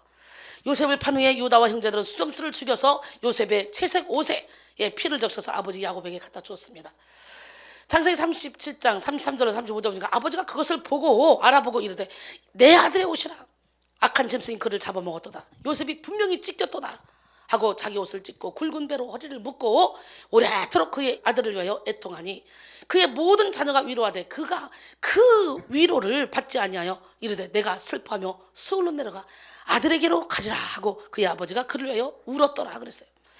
유다는 이때부터 요셉을 그리워하면서 대성통곡하는 아버지 야곱을 지켜봐야만 했습니다. 아무리 위로를 해도 아버지는 죽을 것처럼 괴로워하기만 했습니다. 이제 유다는 집을 떠나고 싶다는 생각을 할 수밖에 없어요. 어머니 레아를 봐도 답답하고 아버지 야곱을 봐도 괴로웠으며 형제들을 봐도 마음이 어려울 뿐이었어요. 그래서 유다는 집을 나왔습니다. 죄를 보는 것도 싫고 상처를 보는 것도 싫어 떠났어요. 그리고 이방 사람을 친구로 사귀고 이방 여인을 만나 육적인 사랑에 이끌려 결혼을 했습니다. 창세기 38장 1절 2절. 그 후에 유다가 자기 형제로부터 떠나 내려가서 아둘람 사람 히라와 가까이 하니라. 유다가 거기서 가나안 사람 수아라 하는 자의 딸을 보고 그를 데리고 동침하니. 이렇게 많은 사람들이 가정에서의 상처를 감당할 수가 없어서 상처에 직면하지 못하고 회피하려고 합니다. 우리 믿음의 조상들도 쫙 보면 가정이 엉망진창이에요. 그러나 하나님을 섬기는 가정은 다 하나가 사랑으로 하나가 되는 줄 믿습니다. 부부 사이에서 주고받는 상처에서 도망가려고 외도하고 부모 자식 간에 주고받는 상처에서 도망가려고 가출하죠. 같은 집안에 살면서도 각자가 상처를 감당하지 못하고 대화를 포기하고 한 지붕 아래 남남으로 살아갑니다. 알코올 중독, 게임 중독, 쇼핑 중독, 도박 중독 등등 각종 중독에 빠져서 현실을 회피하려는 그런 사람들도 있죠. 하지만 회피하면 상처를 치료받을 수 없습니다. 회피한 문제는 더 큰 상처를 만들고 회복 불가능한 상황을 만들어냅니다. 여러분, 그 어떤 심각한 상처가 가정 안에 있다 해도 그 상처를 우리는 직면하고 뚫고 나가야 돼요. 모든 상처를 하나님 앞으로 가지고 나와서 십자가의 은혜로 치유받아야 됩니다. 시편 51편 16절로 19절 보니까 주께서는 제사를 기뻐하지 아니하시나니 그렇지 아니하면 내가 드렸을 것이라. 주는 번제를 기뻐하지 아니하시나이다. 하나님께서 구하시는 제사는 상한 심령이라. 하나님이여 상하고 통회하는 마음을 주께서 멸시하지 아니하시리이다. 주의 은택으로 시온의 선을 행하시고 예루살렘 성을 쌓으소서. 그때에 주께서 의로운 제사와 번제와 온전한 번제를 기뻐하시리니 그때 그들이 수소를 주의 제단에 드리리이다 그랬어요. 오늘날 여러분 모두가 다 성령의 기름 부음을 받음으로 말미암아 여러분의 마음의 상처에서 다 해방되기를 원합니다. 이사야 61장 1절로 3절 보면 주 여호와의 영이 내게 내리셨으니 이는 여호와께서 내게 기름을 부으사 가난한 자에게 아름다운 소식을 전하게 하려 하심이라. 할렐루야. 나를 보내사 마음이 상한 자를 고치며 포로된 자에게 자유를, 갇힌 자에게 노임을 선포하며 여호와의 은혜와 우리 하나님의 보복의 날을 선포하여 모든 슬픈 자를 위로하되 무릇 시온에서 슬퍼한 자에게 화관을 주어 그 죄를 대신하며 기쁨의 기름으로 그 슬픔을 대신하며 찬송의 옷으로 그 근심을 대신하시고 그들이 의의 나무 곧 여호와께서 심으신 그 영광을 나타낼 자라 일컬음을 받게 하려 하심이라 그랬어요. 하나님은 상처투성이 가정을 치료하시기를 원하십니다. 하나님은 상처로 물든 가정의 속사정을 알고 계십니다. 오늘 이 시간 여러분 모두가 회피했던 모든 가정의 문제를 하나님 앞에 내어드리기를 원합니다.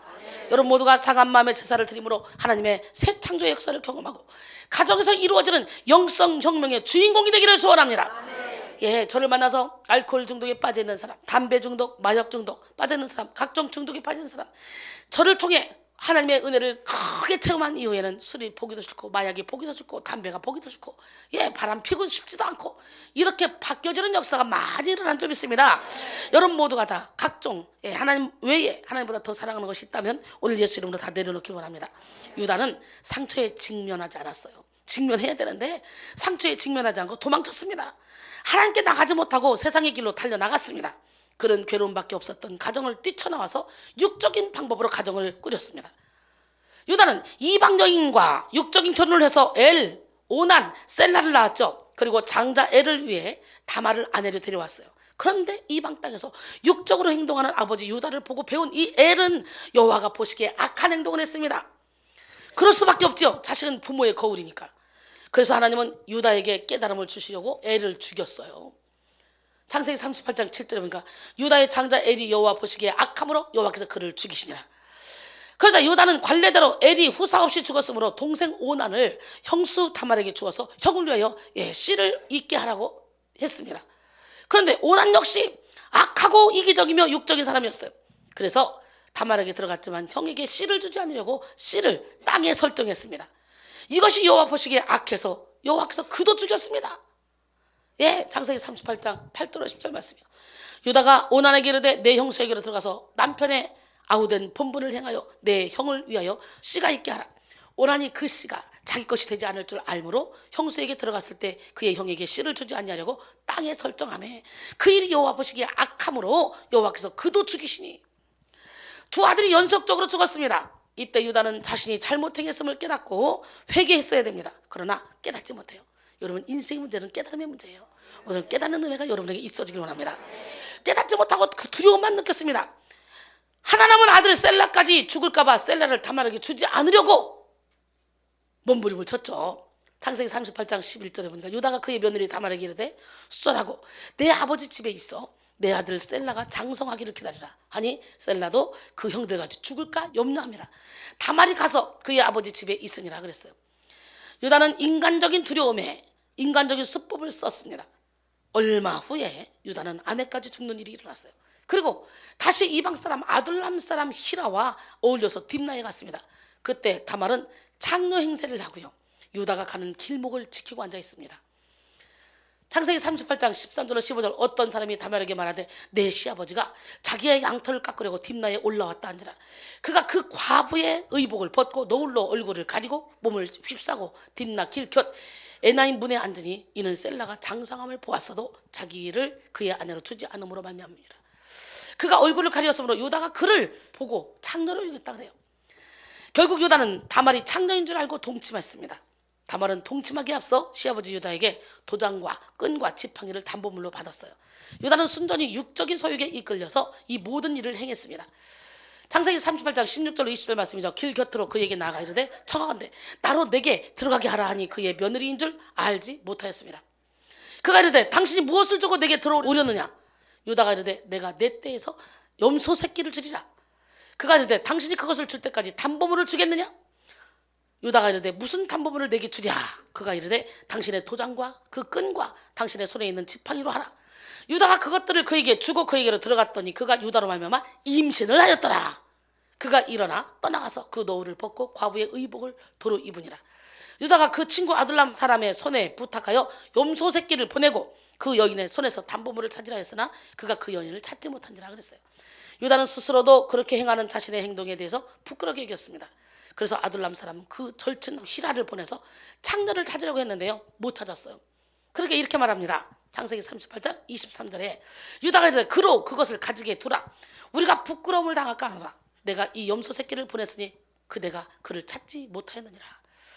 유다는 스스로 부끄럽게 여기고 또 동시에 그 절친 히라를 탓하며 책임을 전가했습니다. 그런데 석 달쯤 후에 어떤 사람이 유다에게 며느리 다말이 행음했고 그리고 행음으로 인해서 임신했다는 말을 전했습니다. 유다는 자기도 행음하였으면서 자기 죄는 기억하지 못합니다. 굉장히 의로운 체하면서 다말을 끌어내 불살을 하고 말합니다. 이때 유다는 얼마나 자기 의에 도취되어 있었습니까? 가뜩이나 다말의 존재 때문에 마음이 불편했는데 잘됐다 싶었을 거예요. 그런데 청천벽력 같은 소리가 들렸습니다. 창세기 38장 24절로 25절 석 달 후에 어떤 사람이 유다에게 일러 말하되 내 며느리 다말이 행음하였고 그 행음함으로 말미암아 임신하였느니라.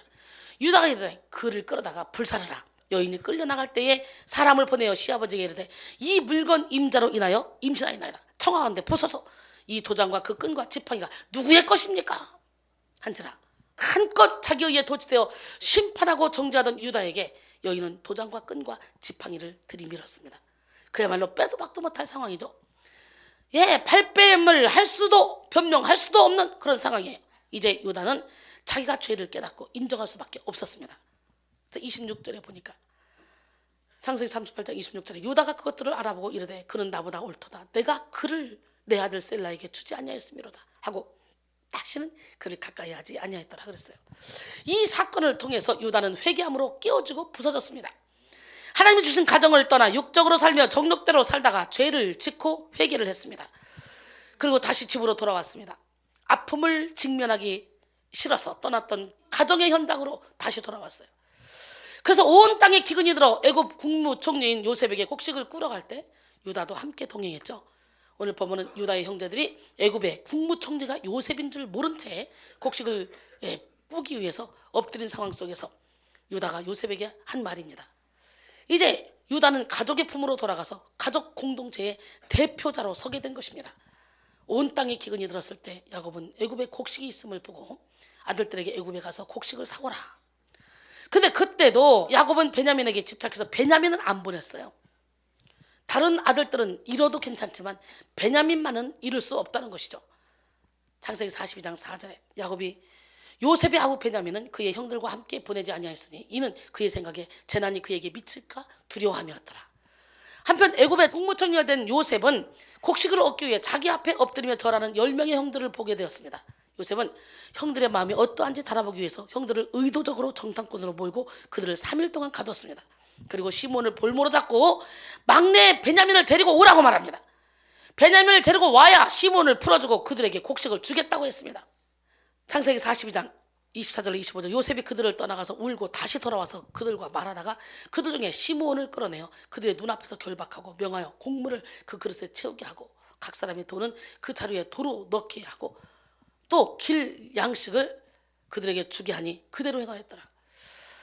레아의 둘째 아들 유다의 형인 시몬을 볼모로 잡았어요. 그리고 베냐민을 데리고 오라고 했지만 야곱은 절대로 베냐민을 데려갈 수 없다고 합니다. 시몬이 볼모로 잡혔는데도 시몬은 생각하지 않고 오직 베냐민만 생각하는 야곱을 보십시오. 참으로 안타까운 일이죠. 똑같은 자식인데 이렇게 편애를 하는 거예요. 이 편애 가정에 문제가 생기는 거예요. 오늘 여러분 편애하는 가정이 있다면 오늘 시간에 회개하시고 바꾸시기 바랍니다. 창세기 42장 38절에 보니까 야곱이 이르되 내 아들은 너희와 함께 내려가지 못하리니 그의 형은 죽고 그만 남았습니다. 만일 너희가 가는 길에서 재난이 그에게 미치면 너희가 내 흰머리를 슬퍼하며 스올로 내려가게 함이 되리라 그랬어요. 야곱이 얼마나 라헬의 자녀들에게 집착했는지 생각해 보십시오. 시몬이 잡혀 있는데도 혹시라도 베냐민을 잃을까 보내지 않겠다고 버팁니다. 얼마나 차별을 하고 있습니까? 유다의 형이잖아요. 직속 형이 시몬이잖아요. 둘째 형이. 그렇기 때문에 유다 입장에서는 상처를 받을 수밖에 없죠. 하지만 유다는 아버지 야곱에게 배다른 동생 베냐민을 위해 자신이 담보가 되겠다고 말하면서 야곱을 설득시켰어요. 결국 양식이 떨어지자 이삭은 어쩔 수 없이 허락했고 유다와 형제들은 베냐민을 데리고 다시 요셉 앞에 서게 됩니다. 요셉은 한 번 더 형들의 마음을 달아봤어요. 이번에는 양식을 각자의 자루에 운반할 수 있을 만큼 채우고 각자의 돈을 그 자루에 넣고 자신의 은잔을 베냐민의 자루에 넣으라고 했습니다. 그리고 형제들이 성읍에서 나가 멀리 가기 전에 요셉은 청지기를 보내요. 은잔을 도둑질한 사람이 있다고 했어요. 한 사람씩 자루를 조사했는데 요셉의 시나리오대로 베냐민의 자루에서 은잔이 나왔습니다. 이제 꼼짝없이 베냐민이 도둑으로 몰려서 처벌을 받는 상황에 처하게 됐어요. 이런 상황 속에서 유다가 배다른 동생인데도 불구하고 이 베냐민을 변호했습니다. 지금 유다는 가정의 문제에 대해서 자신이 책임지려는 그런 자세를 보이고 있죠. 집안에 닥친 기근의 위기와 동생 베냐민에 관련해 벌어진 문제를 유다가 주도적으로 해결하고 있는 모습을 우리가 볼 수 있습니다. 사실 베냐민은요 제2의 요셉이라고 볼 수 있죠. 아버지 야곱은 요셉을 편애했던 것보다 더 극단적으로 베냐민을 싸고 돌았고 광적인 집착을 보였습니다. 한때 아버지의 편애를 받은 요셉이 미워서 죽이려고까지 한 유다였는데 그런 아버지를 보는 일이 쉬웠겠습니까?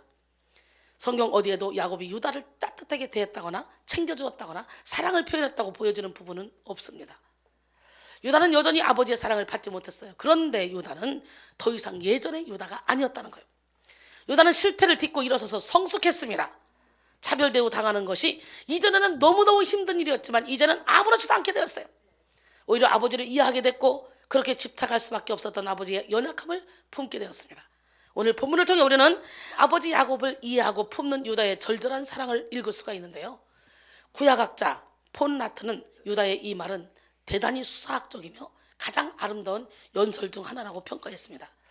창세기 44장 27절 31절 주의 종 우리 아버지가 우리에게 이르되 너희도 알거니와 내 아내가 내게 두 아들을 낳았으니 하나는 내게서 나갔으므로 내가 말하기를 틀림없이 찢겨 죽었다 하고 내가 지금까지 그를 보지 못하거늘 너희가 이 아이도 내게서 데려가려 하니 만일 재해가 그 몸에 미치면 나의 흰머리를 슬퍼하며 스올로 내려가게 하리라 하니 아버지의 생명과 아이의 생명이 서로 하나로 묶여있거늘 내가 주의 종 우리 아버지에게로 돌아갈 때에 아이가 우리와 함께 가지 아니하면 아버지가 아이의 없음을 보고 죽으리니 이같이 되면 종들이 주의 종 우리 아버지가 흰머리로 슬퍼하며 스올로 내려가게 함이니이다. 여러분 이렇게 자신이 이 모든 문제를 해결하고 있습니다. 유다의 아버지 야곱도 상처가 있습니다. 사실 야곱도 집착하고 싶어서 집착한 것이 아니에요. 야곱도 편애하고 싶어서 편애한 것이 아니에요. 야곱에게도 편애하는 아버지 이삭이 있었어요. 야곱도 벗어나고 싶은데 벗어날 수 없는 죄의 굴레에 묶여 있었던 것입니다. 야곱에게는 쌍둥이 형 에서가 있었잖아요. 이삭은 드러내놓고 큰 아들 에서만 사랑했습니다. 그래서 창세기 25장 28절 보니까 이삭은 에서가 사냥한 고기를 좋아하므로 그를 사랑하고 리브가는 야곱을 사랑하였더라. 기질적으로 욕심이 많았던 야곱은요 어머니 리브가의 사랑으로 만족할 수가 없었어요. 그는 태어날 때부터 형의 발목을 잡고 태어났잖아요. 그만큼 경쟁심이 강한 사람이었어요. 야곱 안에 채워지지 않은 아버지의 빈자리는 집착으로 드러났습니다. 야곱은 수단과 방법을 가리지 않고 자신이 원하는 것을 얻으려고 했습니다. 그래서 그는 팥죽 한 그릇에 형의 장자권을 샀잖아요. 야곱의 이 장자권에 대한 집착은 결국 아버지의 사랑을 받기 위한 수단의 집착이었죠. 그러나 그의 굶주린 마음은 장자권으로 채울 수가 없었어요. 그것은 아버지의 사랑을 받지 못한 데서 온 굶주림이지 장자가 아니라는 데서 온 굶주림이 아니었기 때문에 어머니 리브가는 그런 야곱을 부추겨서 형의 축복권까지 빼앗으라고 합니다. 그러나 야곱은 아버지가 늘 형 에서를 만지며 사랑해 준 것을 보았기 때문에 자신이 형이라고 속면 금방 자신을 만져보고 알아차릴 것이라고 생각했어요. 창세기 27장 11절로 12절 야곱이 그 어머니 리브가에게 이르되 내 형 에서는 털이 많은 사람이요 나는 매끈매끈한 사람인즉 아버지께서 나를 만지실진데 내가 아버지의 눈에 속이는 자로 보일지라 복은 고사하고 저주를 받을까 하나이다. 어머니 리브가 눈에는 이삭이 에서를 자주 만진다는 것이 보이지 않았어요. 하지만 야곱에게는 그것이 깊은 상처가 돼서 마음에 박혀 있었습니다. 야곱은 아버지가 두려웠어요. 아버지가 자신에게는 복이 아니라 복은 고사하고 저주를 퍼부을 존재처럼 여겨졌습니다. 이렇게 아버지의 편애 속에 상처받은 야곱은 집착의 인생을 살며 험악한 세월을 보냈습니다. 그리고 자신도 모르게 그 편애를 반복하는 삶을 살게 됐죠. 자신이 편애해서 레아가 받았을 상처, 아들들이 받았을 상처는 생각해보지도 못했습니다. 자기 상처에 함몰되어서 늘 아픔만 생각했죠. 자기 상처 속에서 자기 연민의 삶을 살았던 이 야곱의 가정은 겉으로 보기에는 아들이 많고 돈이 많은 가정이었지만 속은 아주 골마 터져 있었죠. 야곱의 아들들은 거짓말쟁이, 사기꾼의 행동을 일삼았던 야곱을 그대로 닮아서 거짓말과 관계로 복수를 명분으로 아주 잔인한 범죄를 저지르기도 했습니다. 그 결과 레아의 둘째와 셋째 아들인 시므온과 레위의 후손들은 나중에 자기 동족들 사이에서 흩어져 살아야 되는 저주를 받게 됐어요. 창세기 49장 5절로 7절. 시므온과 레위는 형제요, 그의 칼은 폭력의 도구로다. 내 혼아, 그들의 모의에 상관하지 말자다. 내 영광아, 그들의 집회에 참여하지 말자다. 그들의 분노대로 사람을 죽이고 그들의 혈기대로 소의 발목 힘줄을 끊었음이로다. 그 노염이 혹독하니 저주를 받을 것이요 분기가 맹렬하니 저주를 받을 것이라. 내가 그들을 야곱 중에서 나누며 이스라엘 중에서 흩으리로다. 뿐만 아니라 야곱의 장남인 르우벤은요, 야곱의 첩인 비라와 동침하는 죄를 저지르기도 했어요. 그러니까 결국은 레아에서 난 아들, 첫 번째 아들 르우벤, 근데 야곱의 첩인 비라와 동침했고, 두 번째, 세 번째 이렇게 저주를 받았고, 그리고 네 번째가 유다예요. 여러분, 이렇게 야곱도 아버지 이삭으로부터 받은 편애로 인해서 아픈 마음을 가지고 아픈 가정을 만들었던 사람입니다. 그런데 유다가 그런 아버지를 품게 됐다는 거예요. 그렇게 한때 그런 아버지를 미워하고 증오했지만 이제 아버지의 연약함을 보고 긍휼히 여기게 됐다는 거예요. 그렇게 원망했던 아버지를 이제 사랑하게 된 것입니다. 유다는 이제 아버지 야곱도 사랑하고 베냐민도 사랑합니다. 배다른 동생도. 유다는 자신이 베냐민 대신 잡혀서 종이 되겠다고 할 만큼 진심으로 야곱과 베냐민을 사랑하죠. 창세기 33절로 34절 말씀이에요. 이제 주의 종으로 그 아이를 대신하여 머물러 있어 내 주의 종이 되게 하시고 그 아이는 그의 형제들과 함께 올려보내소서. 그 아이가 나와 함께 가지 않으면 내가 어찌 내 아버지에게 올라갈 수 있으리까. 두렵건대 제가 내 아버지에게 미침을 보리이다. 여러분, 성숙한 유다는 모든 책임을 자신이 지겠다고 말합니다. 그는 더 이상 사랑받지 못한 처지에 묶이지 않았습니다. 이렇게 영적으로 성숙한 사람은요, 자신의 죄를 책임질 뿐만 아니라 다른 사람의 죄까지도 짊어지려고 합니다. 그러나 영적으로 미숙한 사람은 늘 남 탓을 하죠. 환경 탓을 합니다. 부모 탓을 하고 가정 환경 탓을 하죠. 사랑하는 성도 여러분, 오늘 우리는 부모 탓, 환경 탓, 남 탓하던 모든 미숙한 삶을 청산하고 오직 십자가를 의지하여 모든 가정을 묶고 있는 죄의 결박을 다 풀어내시기 바랍니다. 예수 그리스도의 십자가는 가정 대대로 이어져 내려가는 이 상처 전이의 결박을 끊는 권세가 있습니다. 예수 그리스도의 십자가를 의지하면 도저히 끊을 수 없을 것 같은 죄의 끈을 끊을 수가 있습니다. 무의식적으로 전가되는 상처의 흐름을 끊을 수 있고 가정의 깊은 곳까지 뿌리내린 악의 뿌리를 완전히 뽑아낼 수 있습니다. 또 십자가를 붙들면 모든 옛 구습의 끈을 끊고 물질의 우상, 자녀의 우상, 남편이나 아내의 우상, 자존심의 우상 등 모든 우상을 내려놓을 수가 있습니다. 십자가로 상처 전이의 끈을 끊으면 가정 안에 온전한 평화가 이루어지죠. 도저히 용서할 수 없는 부모를 용서하게 되고 도저히 사랑할 수 없는 형제를 사랑하게 됩니다. 할렐루야. 나는 오늘 시간에 여러분 모두가 다 예수 안에서 회복되기를 원합니다. 오래전에 샌프란시스코 차이나타운에서 실제로 일어난 사건입니다. 3넷막을 살고 있었는데 형은 목재 가구와 나무 십자가를 만들어서 동생들을 먹여 살렸어요. 여동생은 집안일을 열심히 돌봤고요. 행복한 가정인데 남동생 춘팔은 도박에 빠져서 헤어나오지 못했어요. 형이 아무리 설득해도 소용이 없었습니다. 그날도 춘팔이는 도박판에 가서 어울리다가 돈을 모두 잃고 싸움이 벌어졌어요. 형 춘삼이 크게 다칠 뻔한 위험에 처한 동생을 구해줬습니다. 그러나 이 도박의 유혹을 이기지 못하고 춘팔은 형에게 애걸을 합니다. 도박빚을 갚지 않으면 목숨을 빼앗긴다고, 목숨이 위태롭다고 거짓말을 해서 마지막 남은 통장을 달라 그래요. 형은 할 수 없이 도박빚을 갚고는 삼남매가 행복하게 살자며 통장을 내어줍니다. 그 돈으로 도박을 하다가 운 좋게 돈을 많이 땄습니다. 근데 돌아오는 길에 깡패들이 달라붙었어요.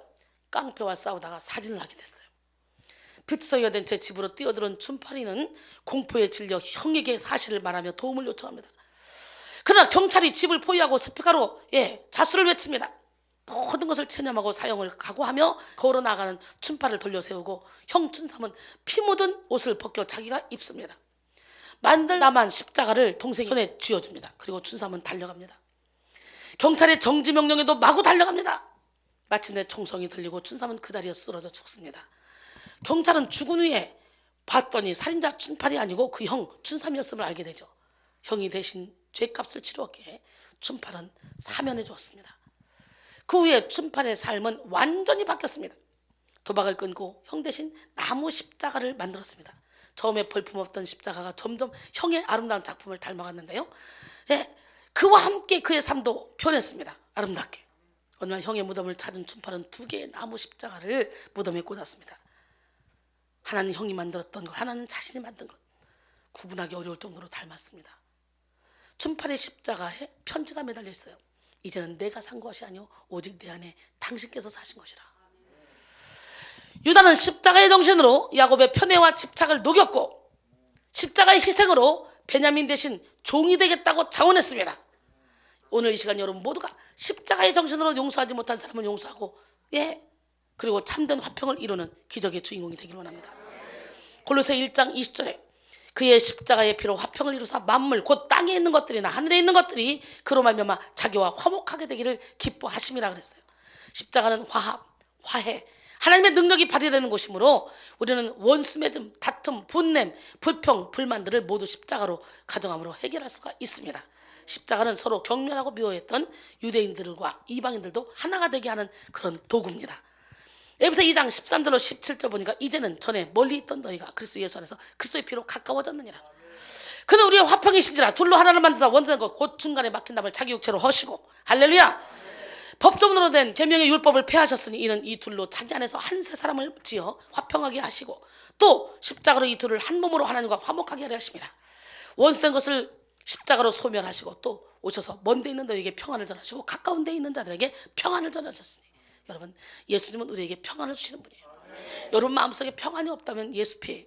또한 9장 23절 또 무리에게 이르시되 아무든지 나를 따라오려거든 자기를 부인하고 날마다 제 십자가를 지고 나를 따를 것이니라 그랬어요. 바로 지금 여러분의 가정에서 십자가로 말미암은 영성 혁명이 일어나기를 바랍니다. 죄와 상처는 참으로 끈질기게 부모에서 자녀로 이어져 내려가지만 십자가는 더 강력한 권세로 모든 죄와 상처의 흐름을 다 끊어냅니다.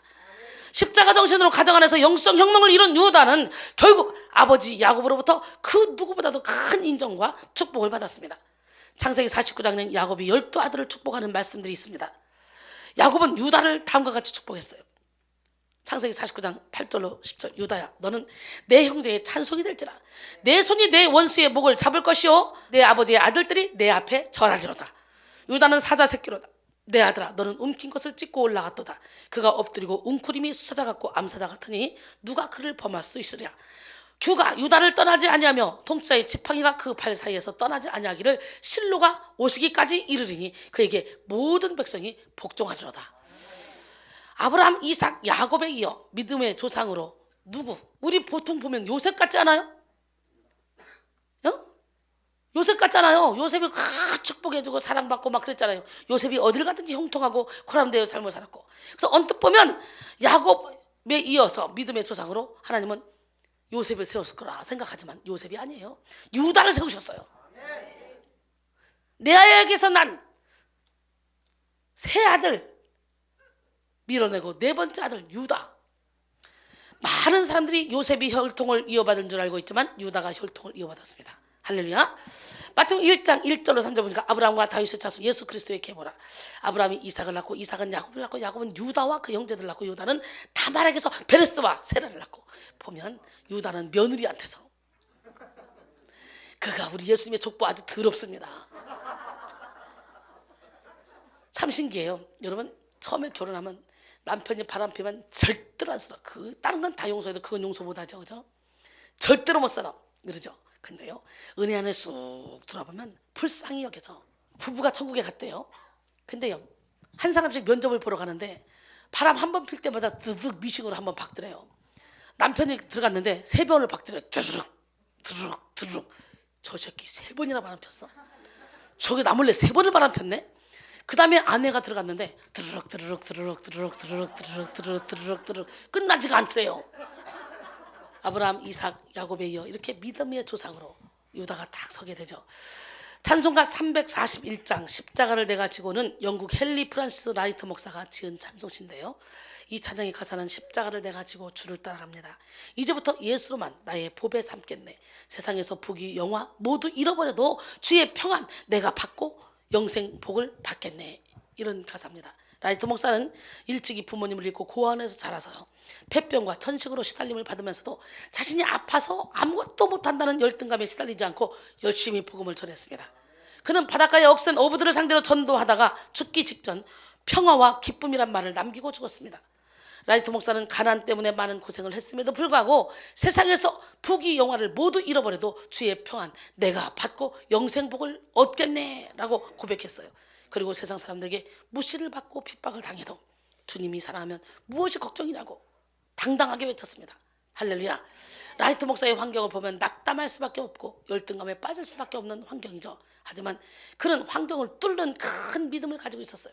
여러분들도 환경을 뚫는 믿음을 갖기를 원합니다. 어떻게 그럴 수 있었을까? 바로 그가 의지했던 십자가의 능력이 그를 강건케 한 것입니다. 십자가의 능력, 십자가의 사랑이 라이트 목사 열등감, 부정적인 생각을 다 깨뜨려버리고 오직 주님만 바라보게 한 것입니다. 십자가의 도가 멸망한 데는 미련한 것이 구원을 받은 우리에게는 하나님의 능력이라는 거예요. 할렐루야. 결론적으로 유다는 모든 형제들 중에 가장 풍성한 축복을 받았습니다. 유다 가문은 가나안 땅에서 광대한 영토를 받았고 그 가문으로부터 다윗 왕이 탄생되었어요. 무엇보다 예수님의 직계 조상이 되는 그런 엄청난 축복을 받았습니다. 이와 같이 십자가로 상처의 흐름을 끊고 영성혁명을 이루는 사람에게 형통의 복이 주어집니다. 예수 그리스도로 말미암은 영적 전쟁에서의 승리와 하늘문이 열리는 축복을 얻게 되는 것입니다. 이 시간 여러분 모두가 예수 그리스도의 사랑으로 부모의 상처를 이해하고 감싸 안을 수 있는 능력을 받기를 원합니다.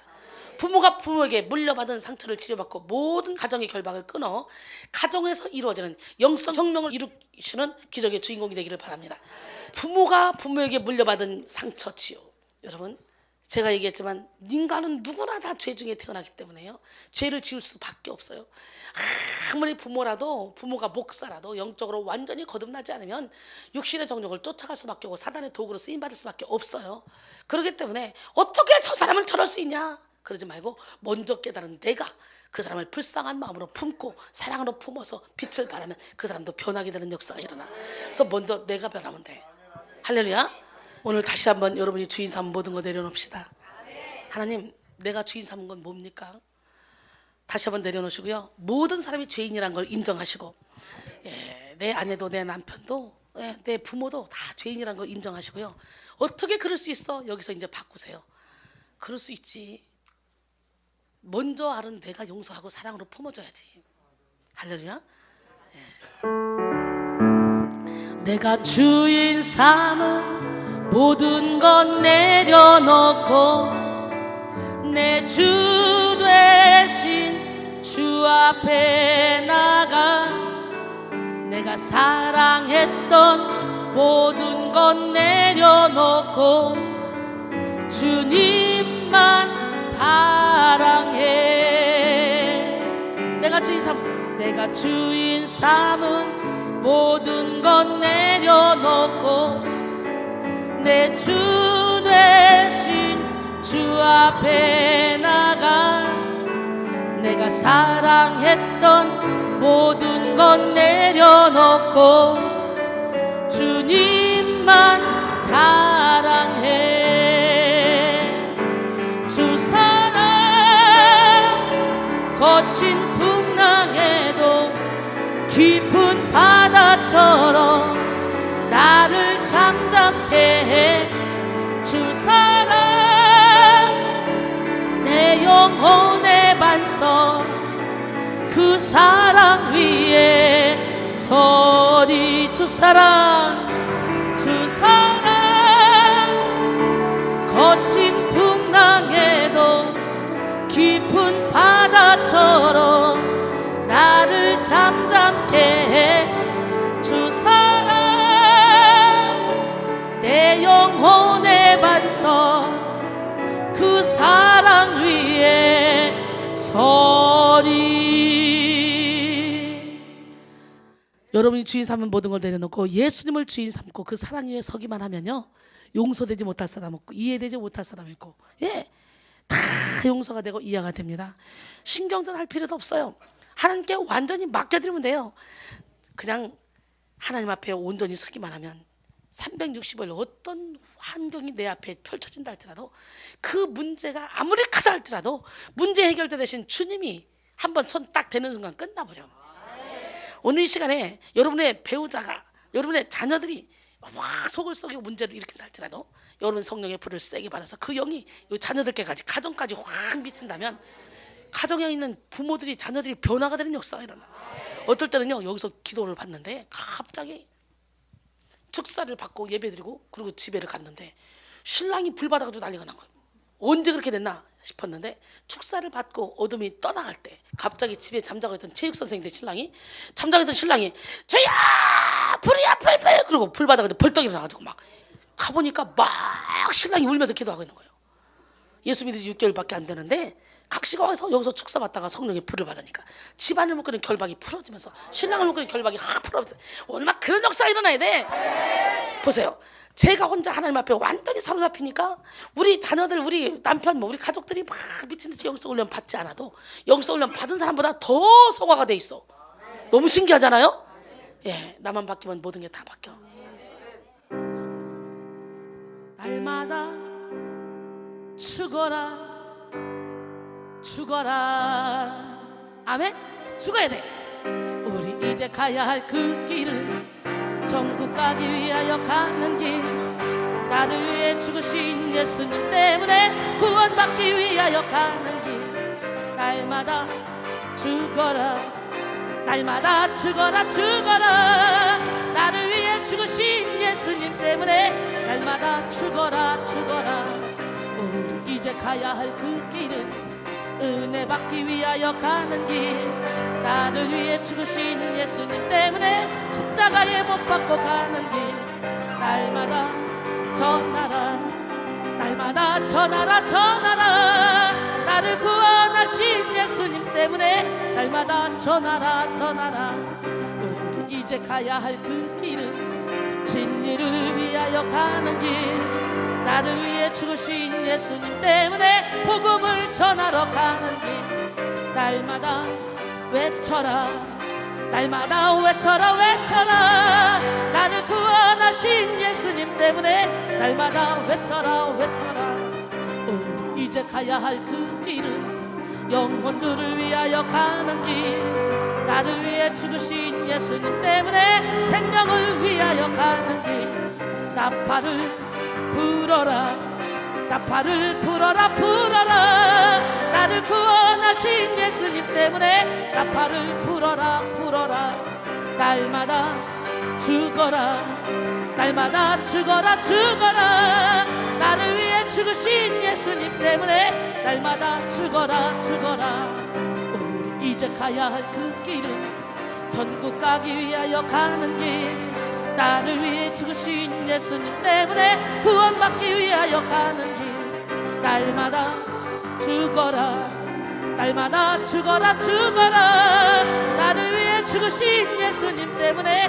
날마다 죽어라 죽어라 우리 이제 가야 할 그 길은 진리를 위하여 가는 길 나를 위해 죽으신 예수님 때문에 복음을 전하러 가는 길 날마다 외쳐라 날마다 외쳐라 외쳐라 나를 구원하신 예수님 때문에 날마다 외쳐라 외쳐라 우리 이제 가야 할 그 길은 영혼들을 위하여 가는 길 나를 위해 죽으신 예수님 때문에 생명을 위하여 가는 길 나팔을 불어라 나팔을 불어라 불어라 나를 구원하신 예수님 때문에 나팔을 불어라 불어라 날마다 죽어라 날마다 죽어라 죽어라 나를 위해 죽으신 예수님 때문에 날마다 죽어라 죽어라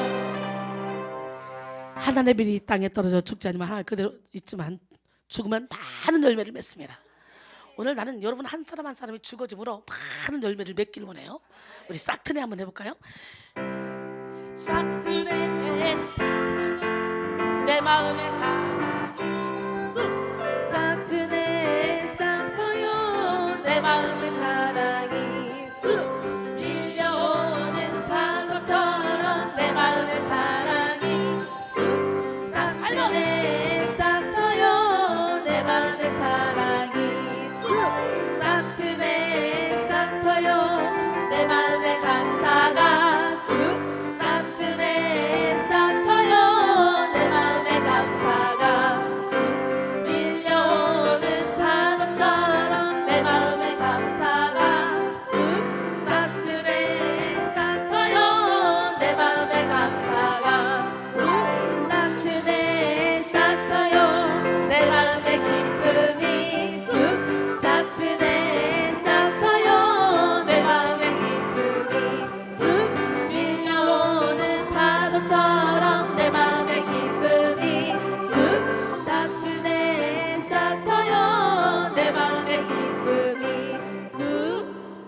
여러분 여기서 막 싹이 터집니까 지금요?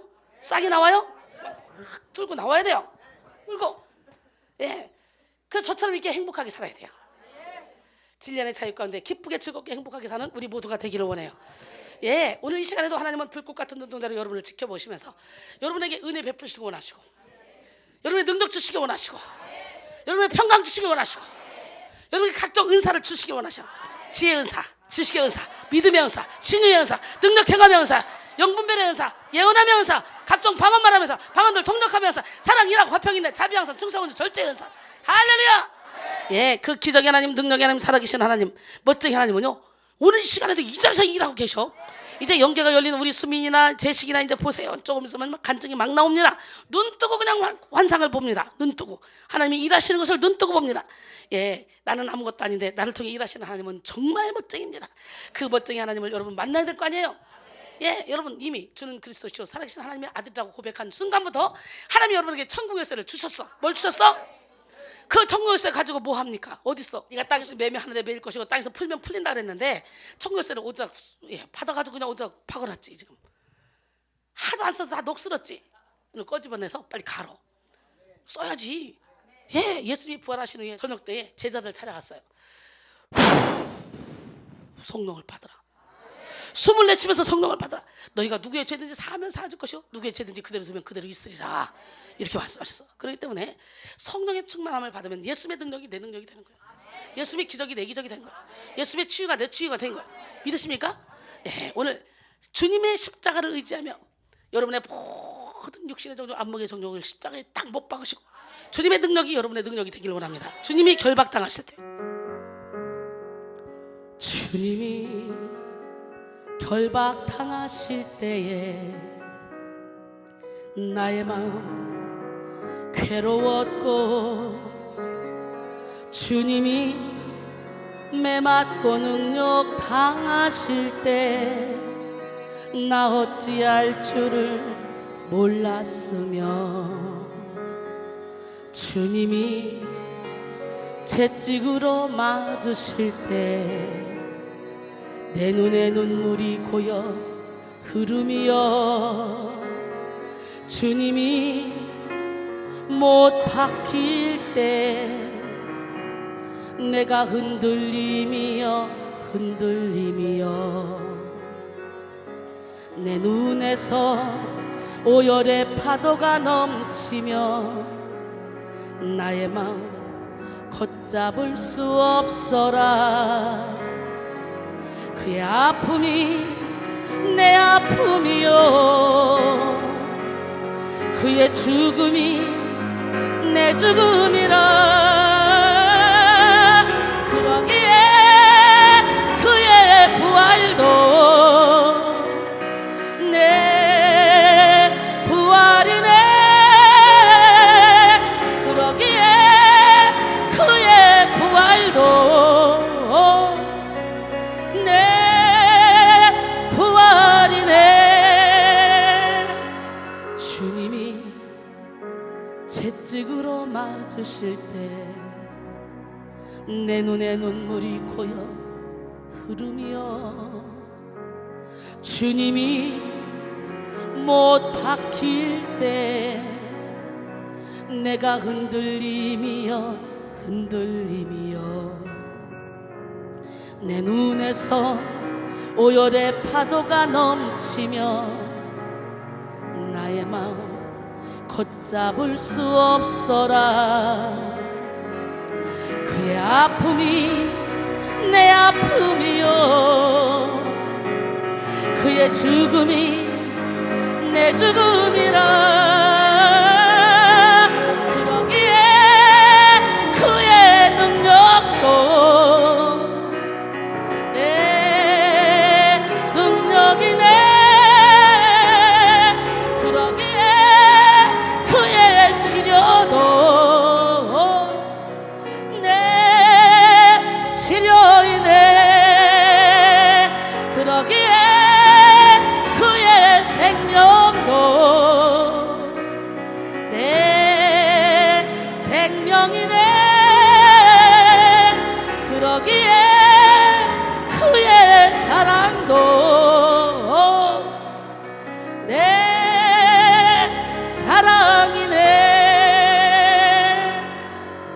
아니십니까? 그 주님 앞에 우리 하는 사랑한다고 고백해 볼까요? 예, 사랑합니다 주님. 간절한 마음으로 고백해 봅시다. 사랑합니다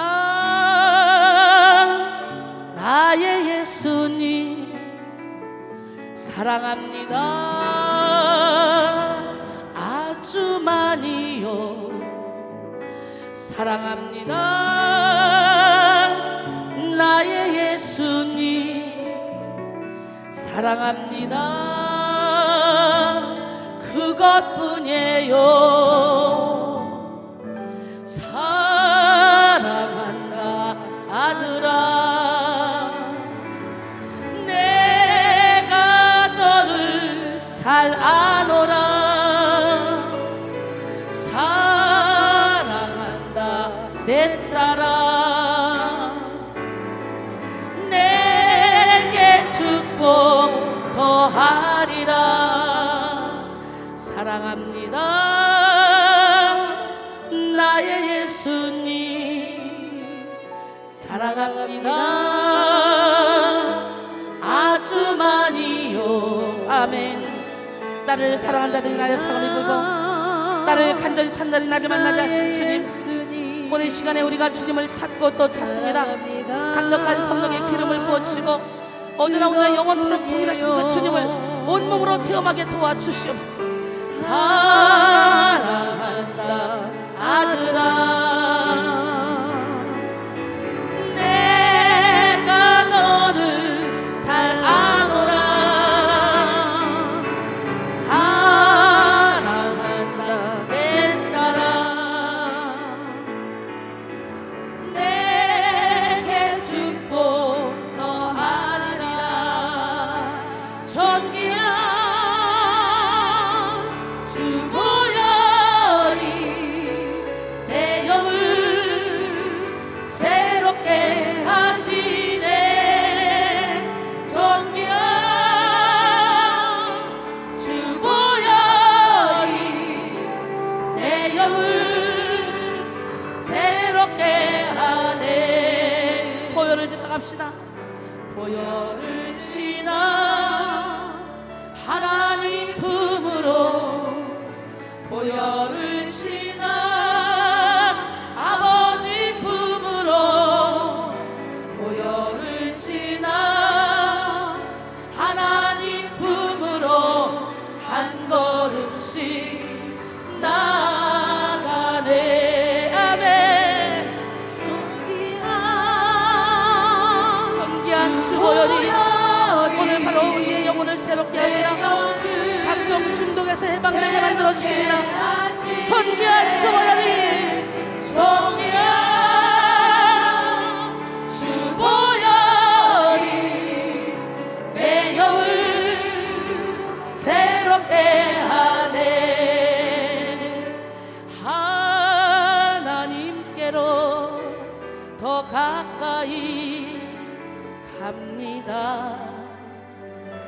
고통 가운데 계신 주님, 변함없는 주님의 그 신사랑, 영원히 주님만을 섬기리. 간절한 마음으로 내 영혼이 하나님께로 가까이, 하나님 내 영혼 아껴라, 내 영혼 아낄지어다. 하나님께로 더 가까이 더 가까이 더 가까이 가서 우리의 모든 죄를 씻음 받기를 원합니다.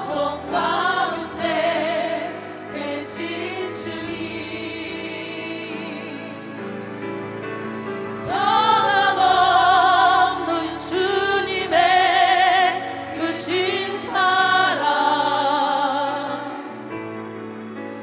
영원히 주님만을 섬기리. 영원히 주님만을 섬기겠다고 결단하면 빛이 없어도 환하게 다가오시고 음성이 없어도 똑똑히 들려주십니다. 하나님은 살아계셔요. 오늘 여러분 영의 눈으로 보시고 영의 귀로 들으시고 영적인 마음으로 깨달아 살아계신 하나님을 온몸으로 체험하는 시간이 되길 원합니다.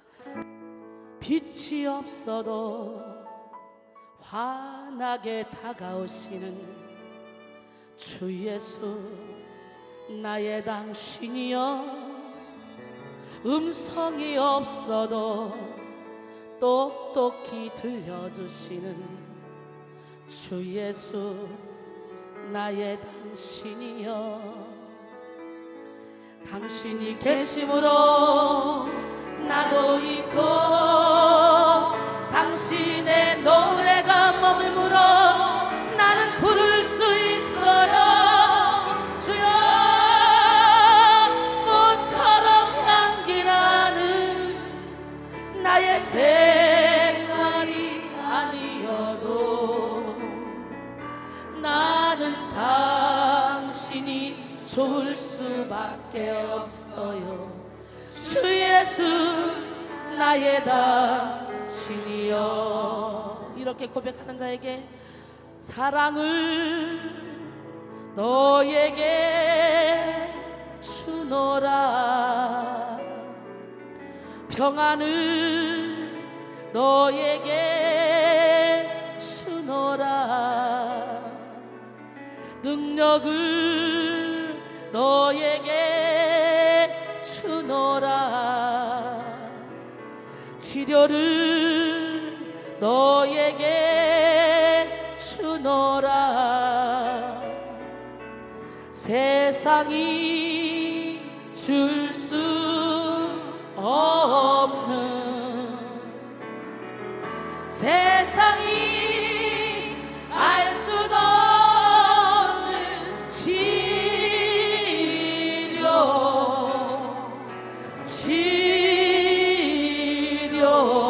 능력 사랑을 내게 주노라 빛이 없어도 환하게 다가오시는 주 예수 나의 당신이여 음성이 없어도 똑똑히 들려주시는 주 예수 나의 당신이여 나는 있어도 당신이 곁에 없으면 나는 언제나 없습니다 나는 없어도 당신이 곁에 계시면 나는 언제나 있습니다 두 손을 번쩍 들고 당신이 계심으로 간절한 마음으로 나도 있고 당신의 노래가 머물므로 나는 부를 수 있지요 7번 완전 숫자 7번 아래 뺄지고 여러분의 기도 제목을 담아서 주여 부르세요 주여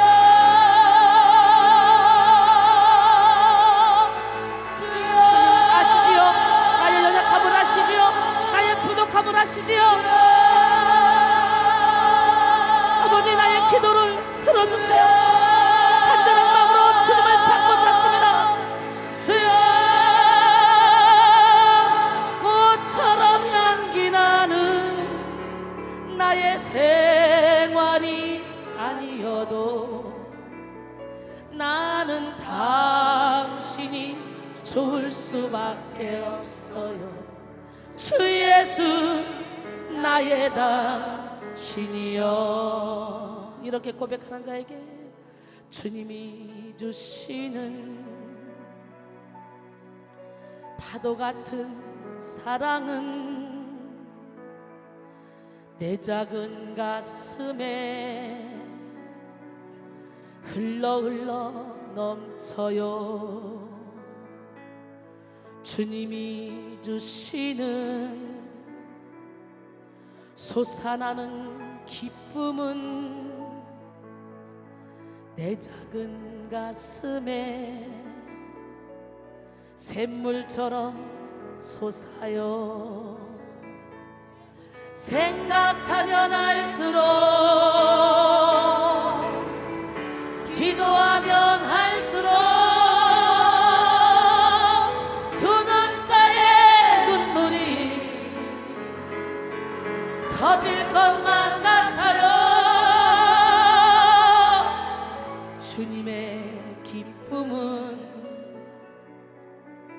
끝없이 새로워 우리의 삶 속에 영원한 향기여라. 빛이 없어도 환하게 다가오시는 주 예수로 지금 이 시간에 빛이 없어도 환하게 다가오시고 음성이 없어도 똑똑히 들려주시는 주님의 음성을 보고 듣기를 원합니다. 하나님, 바로 지금이 은혜 받을 때요, 지금이 구원의 날이요, 지금이 치료 받을 때요, 지금이 능력 받을 때인 줄 믿습니다. 하나님, 강력한 기름을 부어주세요. 당신이 계심으로 나도 있고